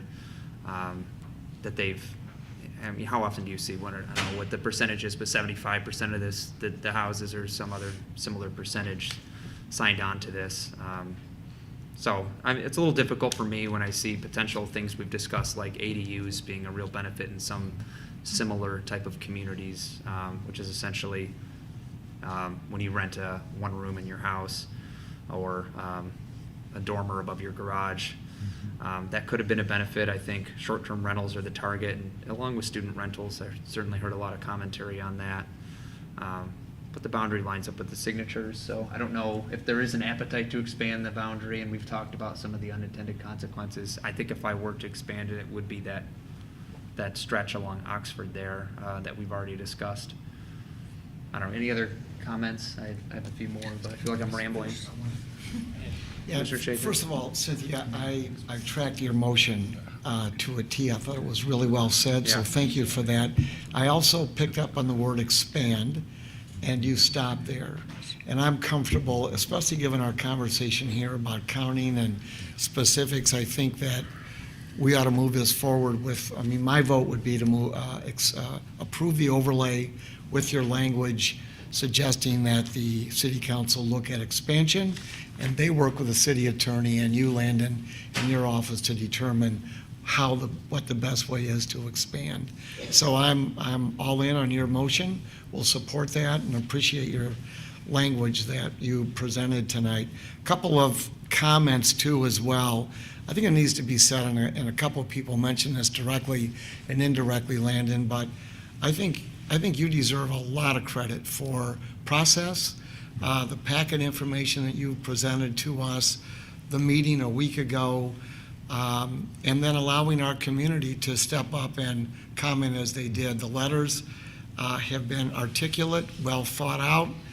I've read them all, and the points and the counterpoints even here in public comment have been well stated. So compliment to our city staff and compliment to our community for showing others what good process is all about. I would then add a caveat here. It seems to me that there is a little bit of a patchwork to this. And it seems to me that with a master plan coming up, maybe we should include some conversation about the tension between rental and residential. I think it's real, and I think we probably need to resolve this in a broader macro concept as opposed to a micro concept that we're in right now.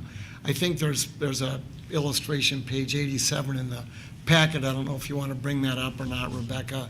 I think Molly brought forward a map that really, if you really step back you can see the city of East Lansing has provided opportunities for rental.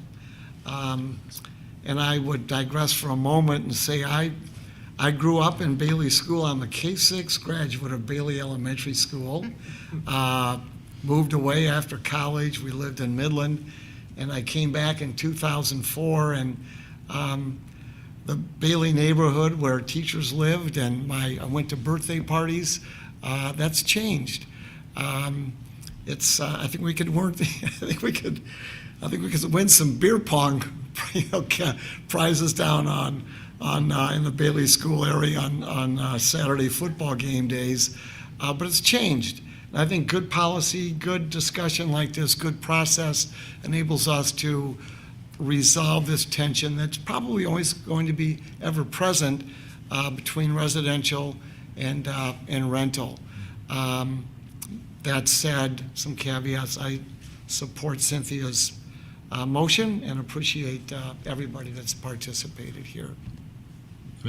Mr. Chapin, could I just ask, thank you for your comments, I appreciate that.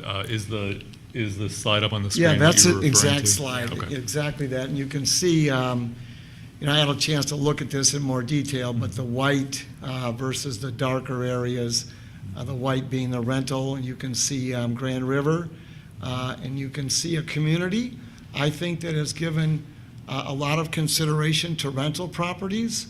I don't think we've shut the door on rental properties. I think that's very evident. But I also think this is a community that appreciates single homes and a good, strong residential area as well, and it's always been important in our community. So I think that's the macro. That's a community that has listened over time and made some concessions and some decisions that allow for rental property, and I think that's really well stated. I think that's a good picture, macro versus micro. So, And just to clarify, this is a map of rental licenses sort of around the downtown area as of January 11th of this year. Yep. Okay. So all of the shaded parcels are rentals. Yep. Rental Thank you licenses. for your comments. Thank you. Some good points there. Well Yeah. said. Okay. Commissioner Overby? Well, I support the overlay proposal. I live in the Bailey neighborhood, and I feel protected as we speak by the overlay proposal in the Bailey neighborhood. But like other commission members, I'm uncomfortable with making a decision to pull additional properties in or out. I'm not sure which ones we would ultimately pull in or out. I'm not sure how they would fit with the city attorney's proposal that originally reduced the original proposal down to what we see here. So my preference is, as what's been expressed by others, is that we approve this as proposed and then ask the city council to look at the issue of what to pull in or out if they want to do that. Thank you. I think that seems to be the consensus, Vice Chair. Could I ask Commissioner Williams to read the motion one more time? Sure, the whole thing? Just to make sure. Did you All right, did you hang stop on. shy of some of the conditions? Is that what? No. Okay. No, I don't believe so. Hang on a second. Where did I go here? That's all right. I lost it in my, all right, here we go. Page 6 in the staff report. Are you ready? Yes. All right. In the matter of Ordinance 1528, an application to place an RO1 residential rental restriction overlay district in the northeast area of the Glencairn neighborhood, I move to recommend that the City Council approve the proposed district as delineated in the provided ordinance for the following reason. The petitioners have complied with all of the City of East Lansing's regulations concerning the establishment of this rental restriction overlay district, including collecting the required number of valid signatures in support of the petition. Further, I move that council give due consideration to expanding the boundaries of the overlay district to address concerns of residents in the Glencairn neighborhood and consistent with all applicable city regulations. Good? Even better than the first time. Any other comments? Commissioner Boyd? So if we decide to approve this and want the city council to expand it, will there be any conversation with the neighborhood as far as, because I can't imagine the people up here in the north and the 200 block of Oxford don't want to be included. Yeah. So will there be any conversation with the neighborhood, or are we going to be back here again, kind of discussing this on, hey, we're not included in this, and why are we not included? So, as I see it, first, we're not approving it or disproving it, right? We're just making a recommendation that they take a certain action on it. You know, I suppose they could potentially re-refer it to us, but really at that point, it would be out of our hands and between city staff and the residents and council. So, I don't know. Commissioner? I just fully expect that the citizens who've been present for the last two public hearings and for last week's information session will bring their voices to the city council meeting and will be heard. And that's what I was going to say. It references that the city council meetings, if you haven't seen them, they've had really robust outreach from the residents. We're in a good spot for this particular overlay. Obviously, it's walkable for most of the overlay. Yeah. And additionally, we did have a tremendous turnout to the session that we held last week. You know, and on that, I don't believe there's even a motion to, nobody's made a motion to expand the boundary too, so unless there is, you know, it's not really even under consideration. If I may, I would say we did have this question come up a little bit at the meeting last week of how if I am not in the overlay and I want to be, where would my chance be? And our general answer is that the public hearing is a chance. You know, public hearings being that we've had the public hearing here and the opportunity for more public comment tonight, and then the city council would schedule their own public hearing. Our typical notice radius is 300 feet outside of the property boundaries of a property in question. So in this case, we noticed for the entire neighborhood, everything within the boundaries and then 300 feet outside.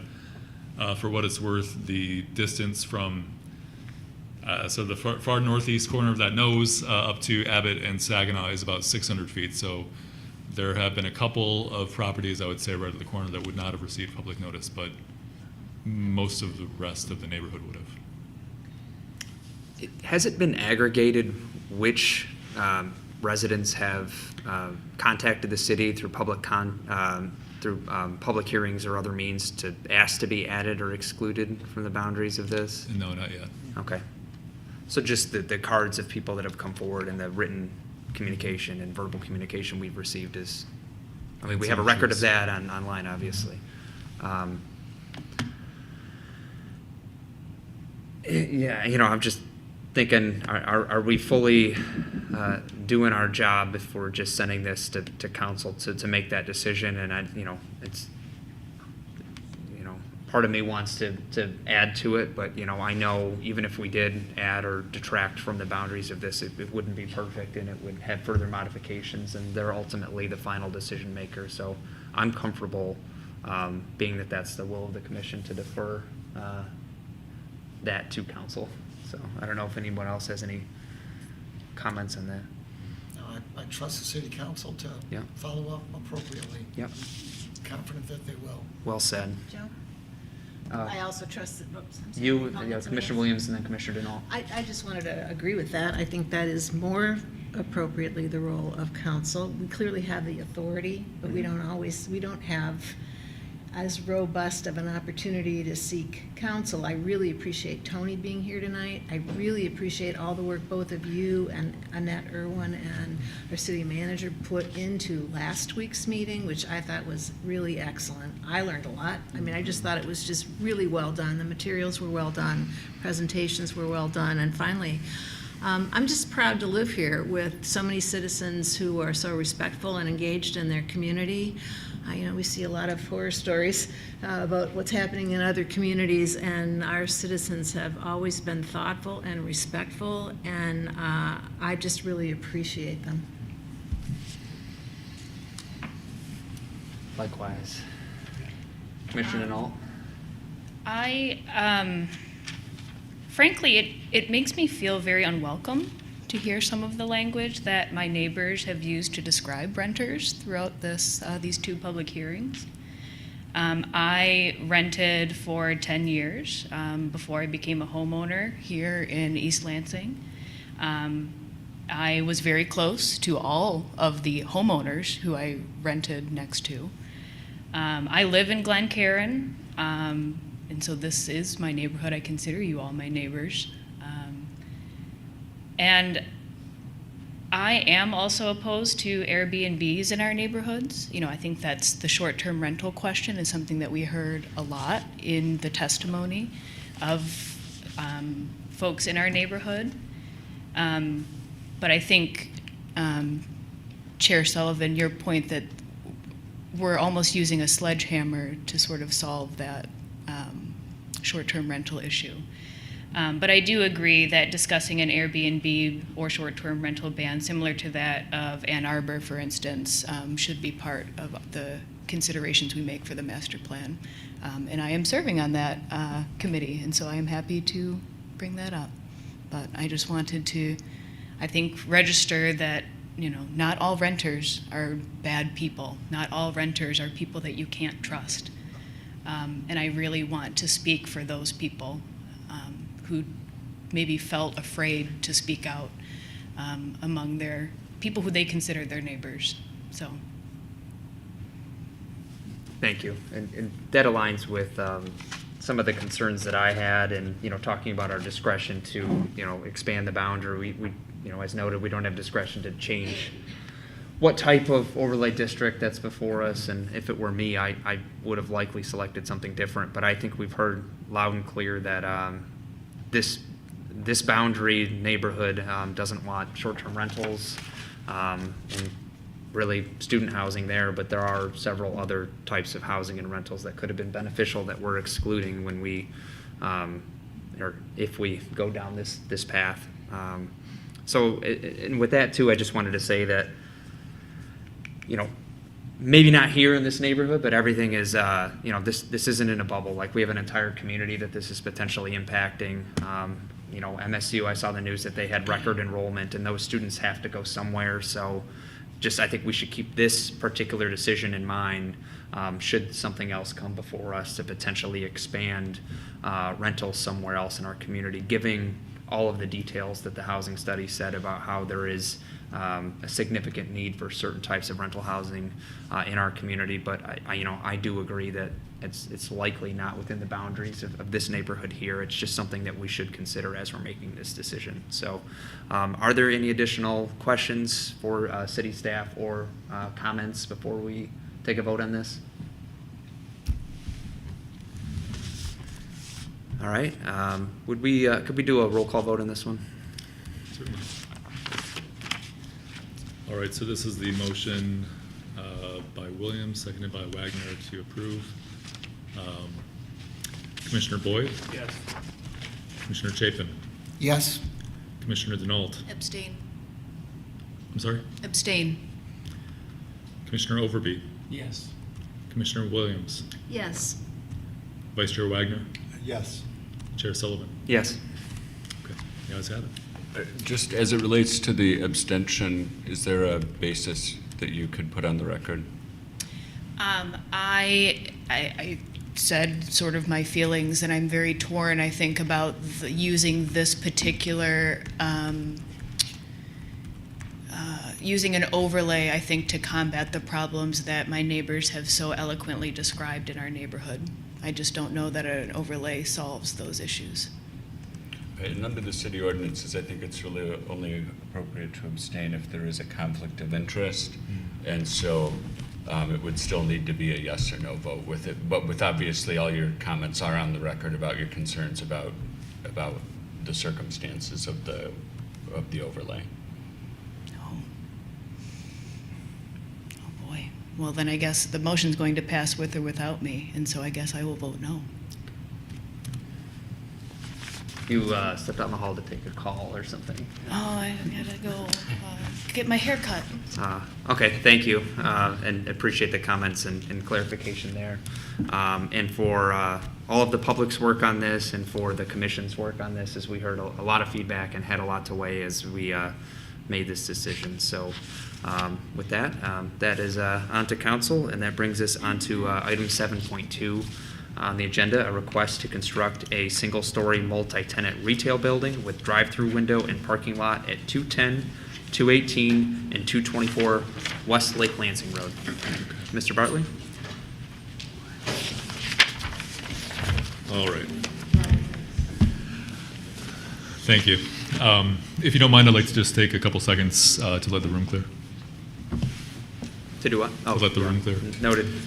Although I may as well mention that the next step would be that we'd bring this forward to the City Council to set the date for public hearing, which will likely be in March.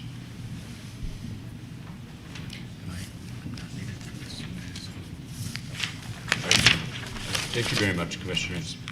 I'll step out as well. Thank you for serving as a resource for us tonight. Appreciate your work. Anytime. So this request is at 210, 218, and 224 West Lake Lansing. This is on the north side of Lake Lansing Road, just west of Abbott Road.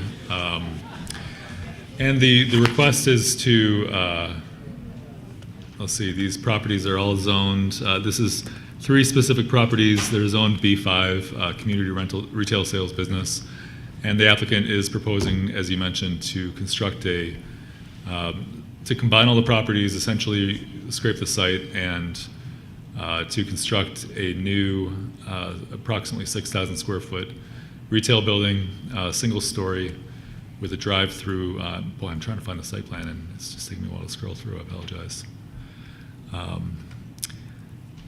2,000 square foot restaurant at the west end with a drive-through lane. Here we are. About 30 parking spaces total, and 3 other retail spaces to the east. I gave a detailed presentation at the last meeting. As you know, in an email I sent recently, there were a few more, items that came in, some comments responding to, response to planning comments and also engineering comments. Also additional information about stormwater management. I've talked with the applicant about, and a tree survey, and I've talked with the applicant about a traffic study, and they're aware that their intended amount of traffic or expected amount of trips generated from the proposed use would exceed the amount, sort of the threshold of 750 trips per day that would require some sort of traffic study. So we would look for them to be completing that study before it gets to the City Council, if you, regardless of your recommendation today. So I guess I approach this the same way. I'd be happy to make more of a presentation if you'd like, but we've already seen this at a public hearing 2 weeks ago, and I'd love to just answer any questions, or happy to present if you'd like me to. Yes. Vice Chair. Lenny, can you just elaborate on the revisions that have been made, since we last met? I mean, I saw them, but if you could just sort of highlight some of the important things, I'd appreciate it.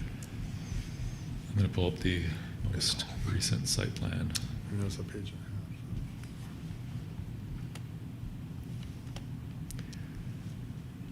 Okay.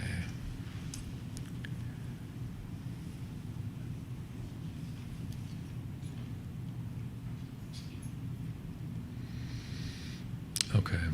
So the most recent site plan is shown on the screen right now. I honestly didn't see very many changes. I noticed there was at one point along the west boundary of the property, there had been some shrubs that were shown, and those had been sort of mistakenly shown in the middle of the sidewalk, and those have been changed or removed. I honestly haven't really seen many changes otherwise. I don't know if we want to bring the applicant up to explain in more detail what changes they've made. My understanding was it was more in response to engineering comments and infrastructure concerns. But we can bring the applicant up, but I want to make sure there's no questions for you before we do, so we can transition to that. Or questions that I can answer, I guess. So I'll defer to the applicant on the last question. So So, one of the members of the public came forward and brought forward some recommendations and some comments about green roofing and native landscaping. Is there anywhere in ordinance that would allow us to make any such recommendations or have the discretion to look at that sort of thing? I think you could certainly ask the applicant if they'd be willing to introduce some sort of amenities like that. We don't currently have the ordinance language to require those kind of, that addition. I thought that was the case. I just wanted the clarification. And then what is this, remind me, what is this currently zoned as? This is B5. B5, and what is the? Community retail sales. So what's the permissible height for B5? Offhand, let me. Is it more than one story? Yes. Okay, it is. So that was another thing that was flagged for me that I thought housing could have potentially been a good idea here. Could have been a good fit, given that it's surrounded essentially by apartments to the north of the property. But that's more of a question for the applicant. Yeah, the maximum height actually in this district is 4 stories or 64 feet, unless you have a large parcel of more than 4 acres, in which case you could build up to 6 stories or 84 feet. So the applicant certainly could look at creating a higher building. I think it would be subject to site restrictions and limitations of parking need, for example. Yeah, good. But that, if they were so inclined, that I believe that would be possible on this site. Good point. I'm not sure there's sufficient space there for the parking, if that would be something that's considered. Any additional questions for Landon? I see one at the end. Oh. Nope. Landon, Commissioner Williams first and then Denal. I'm sorry. Yep, go ahead. You mentioned that this would be subject to completion of a traffic study. Were there any other conditions? I don't see any. If I'm reading this correctly, I don't see any, so I'm assuming there aren't any? A tree survey. Tree survey. And there was concerns raised by engineering that we had read at the last meeting that were addressed. All right. Looking for my sample motion. I'm not seeing them expressed as actual conditions, as is typically done. Oh my goodness. Yeah, you know what? I'm realizing that the most recent last page with my sample motion is not in here. No, it's not. I apologize. It's okay.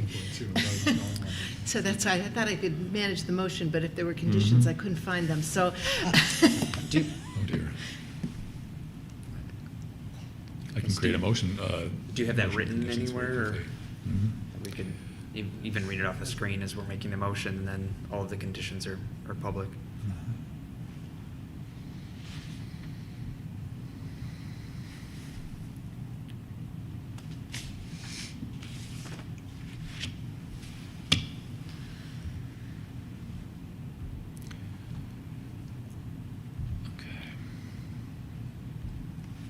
Putting you on the spot a lot tonight.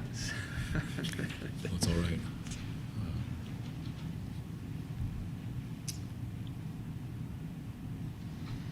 My apologies for the mistake and delay.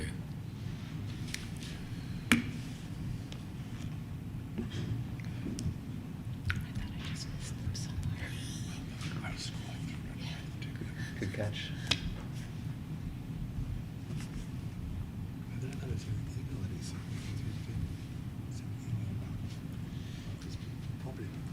Yes, exactly.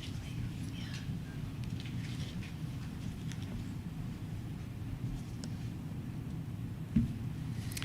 Okay. Let's try this. Oop, that was not it.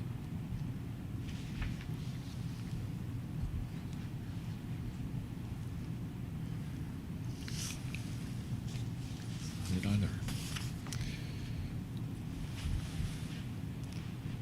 Okay, so I've pulled up conditions of approval for a site plan and special land use. I'd be happy to read these if you were to make a motion. Yeah, please. Okay, so these conditions are fairly typical of a project like this, just over an acre in size, combined I need to check that. The conditions of approval will be that the project is designed and developed in accordance with all applicable state and local statutes, codes, and regulations. 2, that a memorandum of special use permit shall be filed with the County Register of Deeds per section 50-96 of the City Code. 3, that water and sanitary sewer extensions and connections shall be approved by the city engineer in accordance with all applicable state and local regulations. 4, that the required calculations and stormwater management plan shall be approved by the city engineer, and that compliance with the city's post-construction stormwater management ordinance is required for all development and redevelopment of sites 1 acre or larger in size.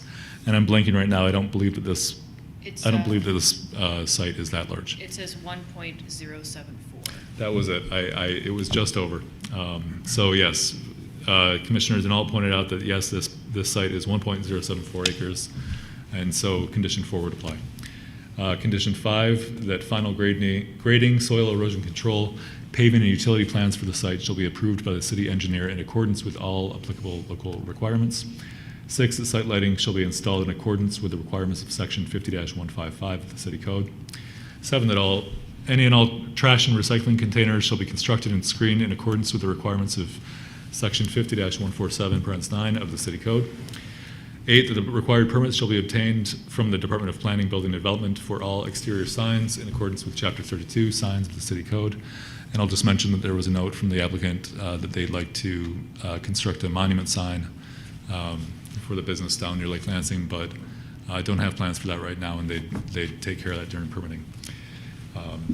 9, that the project shall be designed and developed in accordance with all applicable state and local statutes, codes, and regulations, and that the required permits shall be obtained for the City of East Lansing and the Michigan Department of Environment, Great Lakes, and Energy if any filling or excavation is to be done within regulated wetland and floodplain areas. And that 10, the project shall be designed and developed in accordance with the universal design requirements as required by sections 50-361 to 50-365 of the City Code. So that doesn't include specific conditions, I guess conditions specific to this this property, but these conditions would be adequate if you were to recommend approval today. Would it be appropriate to include the traffic study issue in there as well? Yes, I think that it would. So I guess that I would suggest a condition number 11 saying that if the threshold is confirmed to be in excess of that requiring a traffic impact study or a traffic impact assessment by the zoning ordinance, then such a study shall be submitted to staff. Yeah, I think we could say prior to issuance of a permit. We could say subject to the following 10 conditions and then add that additional. Yeah. So. I should have written that down as I was saying. You making a motion? I think Commissioner Denault had a question. Oh, Commissioner Denault, I'm sorry. No, you're fine. I was just going to ask Landon because the additional information we were provided says that a traffic impact assessment is already being undertaken by the applicant, and that a tree survey will be prepared and furnished to us before clearing of the site. And I wonder when you might expect seeing those? We received the tree survey actually quite recently. I added that to the packet tonight. I did not see that. I added it essentially during the meeting. Because it's been we've had a little time in question. So we do have the tree survey now. It is available if you were to go into your packet, probably refreshing the packet. And I apologize that we weren't able to get that into the packet before the hearing tonight. Or the meeting tonight. And the traffic survey? Or traffic? The traffic study, my understanding is that it may not, they've gotten quotes and are ready to move. We just wanted to confirm that the actual trips generated would exceed that threshold. So I wanted to leave a little bit of flexibility in case the trip generation numbers when they're validated don't result in that threshold being met. Okay. And I only ask about especially if we would be able to see the traffic impact study before recommending approval, only because that is a very busy intersection. I'm there quite often, and it would be really interesting to me to, I think, see that before recommending anything, but I will maybe leave that when we actually make a motion and vote, I guess. Noted, thank you. And then I almost forgot, but I'd like to give the applicant time to come forward and provide any updates and see if there's any questions from commissioners. Thank you, Chairman Sullivan and Commission, for having us here tonight. We have received the conditions we received 2 weeks ago before the planning meeting, and we have addressed, we take no exceptions to any of those conditions. I was a little tardy getting the tree survey over here. I had to get a gentleman out in the field to complete that work. I did an initial analysis of the traffic impact there, and we just exceed the 750 vehicles per day impact. I am not a traffic specialist, so I have gone out for quotes to Fishbeck, and they have provided me a quote. They do have a stipulation, a fairly long lead time of 6 weeks to complete that traffic study. They need to get out and do traffic counts. So we're probably going to check and see if we can't find another consultant that might be more readily available to jump on that quicker. I believe besides the traffic study, we have addressed and included every comment received.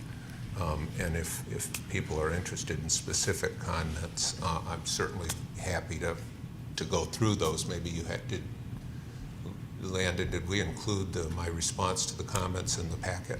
Mm-hmm. And so you have my written response to all of those comments. I don't need to reread that to you. Okay. So I'm certainly here to answer any additional questions you may have. Yeah, thank you for the background. So first up, I guess, would you like to provide any commentary on the landscaping? Do you expect it to be native landscaping? Is there any info you can share there? We don't have any native landscaping on the property. We're putting in a traditional turf lawn in the front along with shrubberies and trees. They're putting some public art inside of the building. But no, we don't have any traditional landscaping on this project. So, but the shrubs and the plants that you're planting, are they? Do you know if they're planned to be native, or are they? They're approved plants for the area. I had a professional landscape architect put that landscaping plan together. Certainly not my area of expertise. It's not my area of expertise. I know deciduous. Wanted to note that it was conifers. It was flagged and as a concern from the public. And then I guess, were there any other configurations that were considered for this site that potentially included housing or any other ideas, or is this essentially what you're? This is what the applicant was looking to do for their facility. Yeah. Okay. Vice Chair? Can I just ask a quick question about public art? You said it would go in the building. Do you mean in the restaurant or one of the three? This is a strip mall, right? I mean, I haven't been involved in the public art. I know they're working on it. And, okay. But I'm sorry. But the location of the public art, regardless of what it is, do you know? It was my understanding they're putting it in the building as opposed to sculpture or something in the front yard. Got it. Thank you. I just wanted to mention to the commission that I pulled up the tree survey on the screen. Save that. No, I haven't. I pulled it up on my. Say those are some. Those are some ugly trees. Some ugly trees. So this is somewhat general. Not individual trees are just called out as far as the number by presumably the diameter breast height of the trees. So you see, say up to the northeast corner, it looks like where it's shown as woods, 3 16 or 16 plus inches, 7 between 8 and 16 inches, and 5 between 4 and 8 inches. And then you see similar sort of call-outs across the plan. So that should give you an idea of what trees are currently on the site. Okay, thank you. And regarding Commissioner Nault. Thank you. Regarding the tree survey, there are a number of larger trees that are on the larger side, which I assume we would like to keep and protect. Will there be any attempts made to sort of protect the larger trees on the area as much as possible? With the 1 acre site and a 6,000 square foot building, along with a 50-foot setback in the front and the parking requirements, we're using the entirety of the site, so there are no existing trees which will be on the property that'll be remaining. So I've also pulled up on the screen, yes, I actually have, the proposed landscape plan Yeah, that I did was see this, updated recently. And there are specific, the landscape plan does have specific plants in it, and some of them are native plants, yes. I did check, because I am that weirdo. Good for you. Any additional comments or questions, or a motion potentially by someone that's really good at motions and has been working really hard to put a motion together? No, I haven't. Oh, you haven't? No, I mean, I suppose I could for the purpose of facilitating our conversation. Would you appreciate that? Let's go for it. All right, I can do that. Let's see, in the matter of the special use permit site plan application for a multi-tenant retail with drive-through at 210, 218, and 224 West Lake Lansing Road, I move that we recommend approval to City Council for the application, subject to the 10 conditions that were detailed verbally by Mr. Bartley. Oh, and I added the Plus one. the Okay. an 11th condition that will make our recommendation subject to the completion of a traffic study. Is that right? Yep. Thank you. Thank you for your background explanation. Any discussion? Or is there a second on the motion first off? Second. Seconded by Commissioner Boyd. Discussion? You ready to go? I can tell you get, yeah. No, I was just going to suggest that Cynthia make our motions from this point forward. Oh, no. That's always been my position. That's why I suggested it. I'm a quick study here on figuring it out. Yeah. That's like rule number one. Yeah. I'll say a couple comments and maybe that'll lead to some more discussion. I think it's unfortunate that there's a loss of housing here. You know, I've always been an advocate for affordable housing, and it was interesting tonight to hear potentially some other uses that could have been at that site, and maybe that was an opportunity, but I understand that's not in the plans through talking to the applicant. This aligns with master plan, zoning, which we've approved. It's a relatively straightforward project. I like that there's going to be multiple businesses there instead of one, adding some diversity there of uses.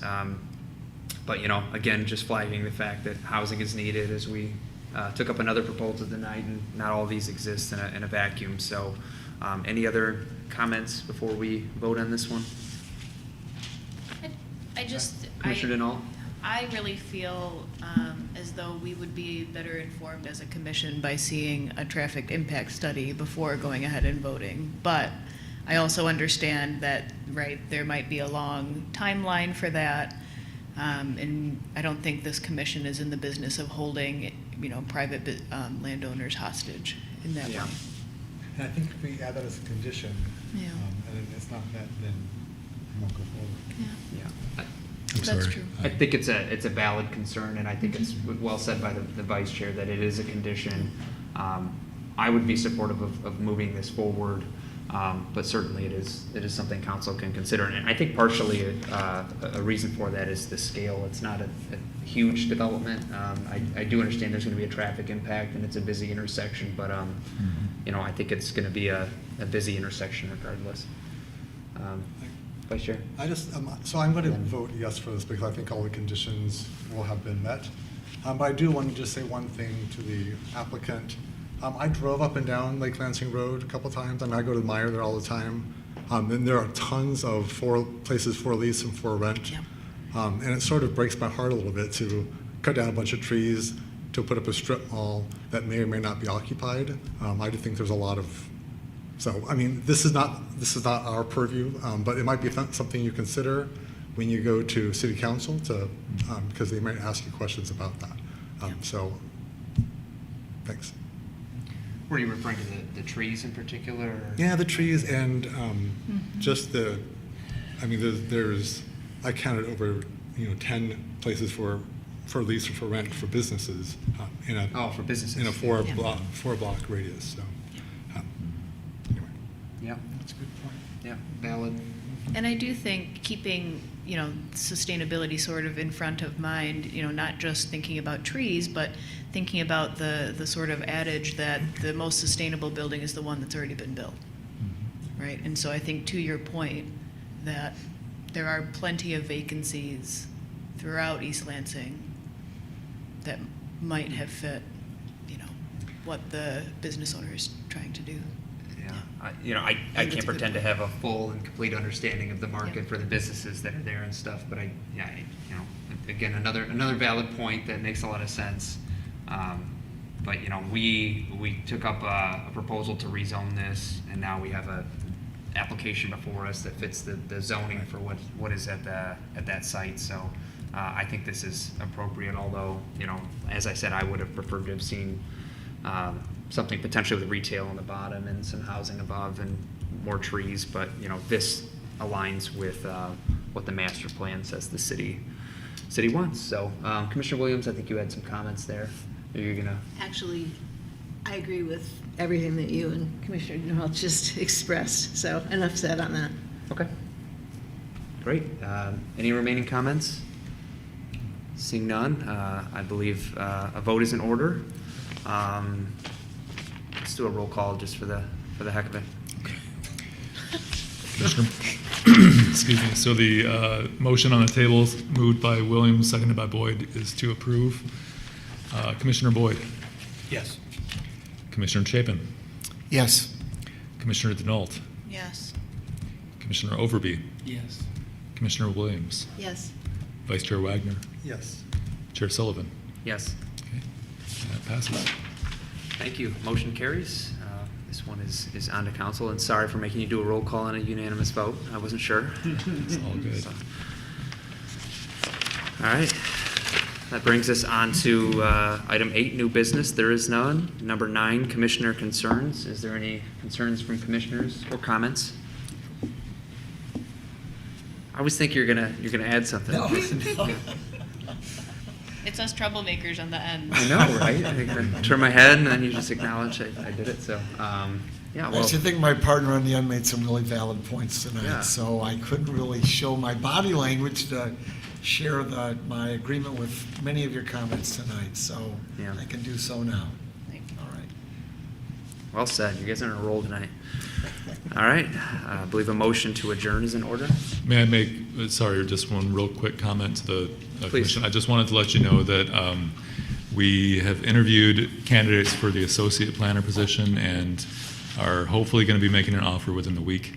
We're very excited. They're very qualified. And also this week on Tuesday, I guess that would have been yesterday, we interviewed for the director of the department position of Planning, Building, and Development and had some very qualified candidates as well. And we're excited to be filling that position permanently soon. So Good. very excited about that. Good update. Can I make one more comment? Uh-oh, comment. Sorry, just very quickly. I just think it's commendable. You brought it back to our attention how understaffed you are. And I know that there's been a lot coming at you and your staff over the last several weeks, primarily due to the extra work presented by the overlay petition. So again, it's noted and appreciated. Thank you. I appreciate that. Yeah, second that. All right. Motion to adjourn? Oh, Move to adjourn. all right. Second. Vice Chair Wagner, and then seconded by Commissioner Denault. All those in favor, say aye. Aye. Opposed, nay. We are adjourned at 9:33 p.m.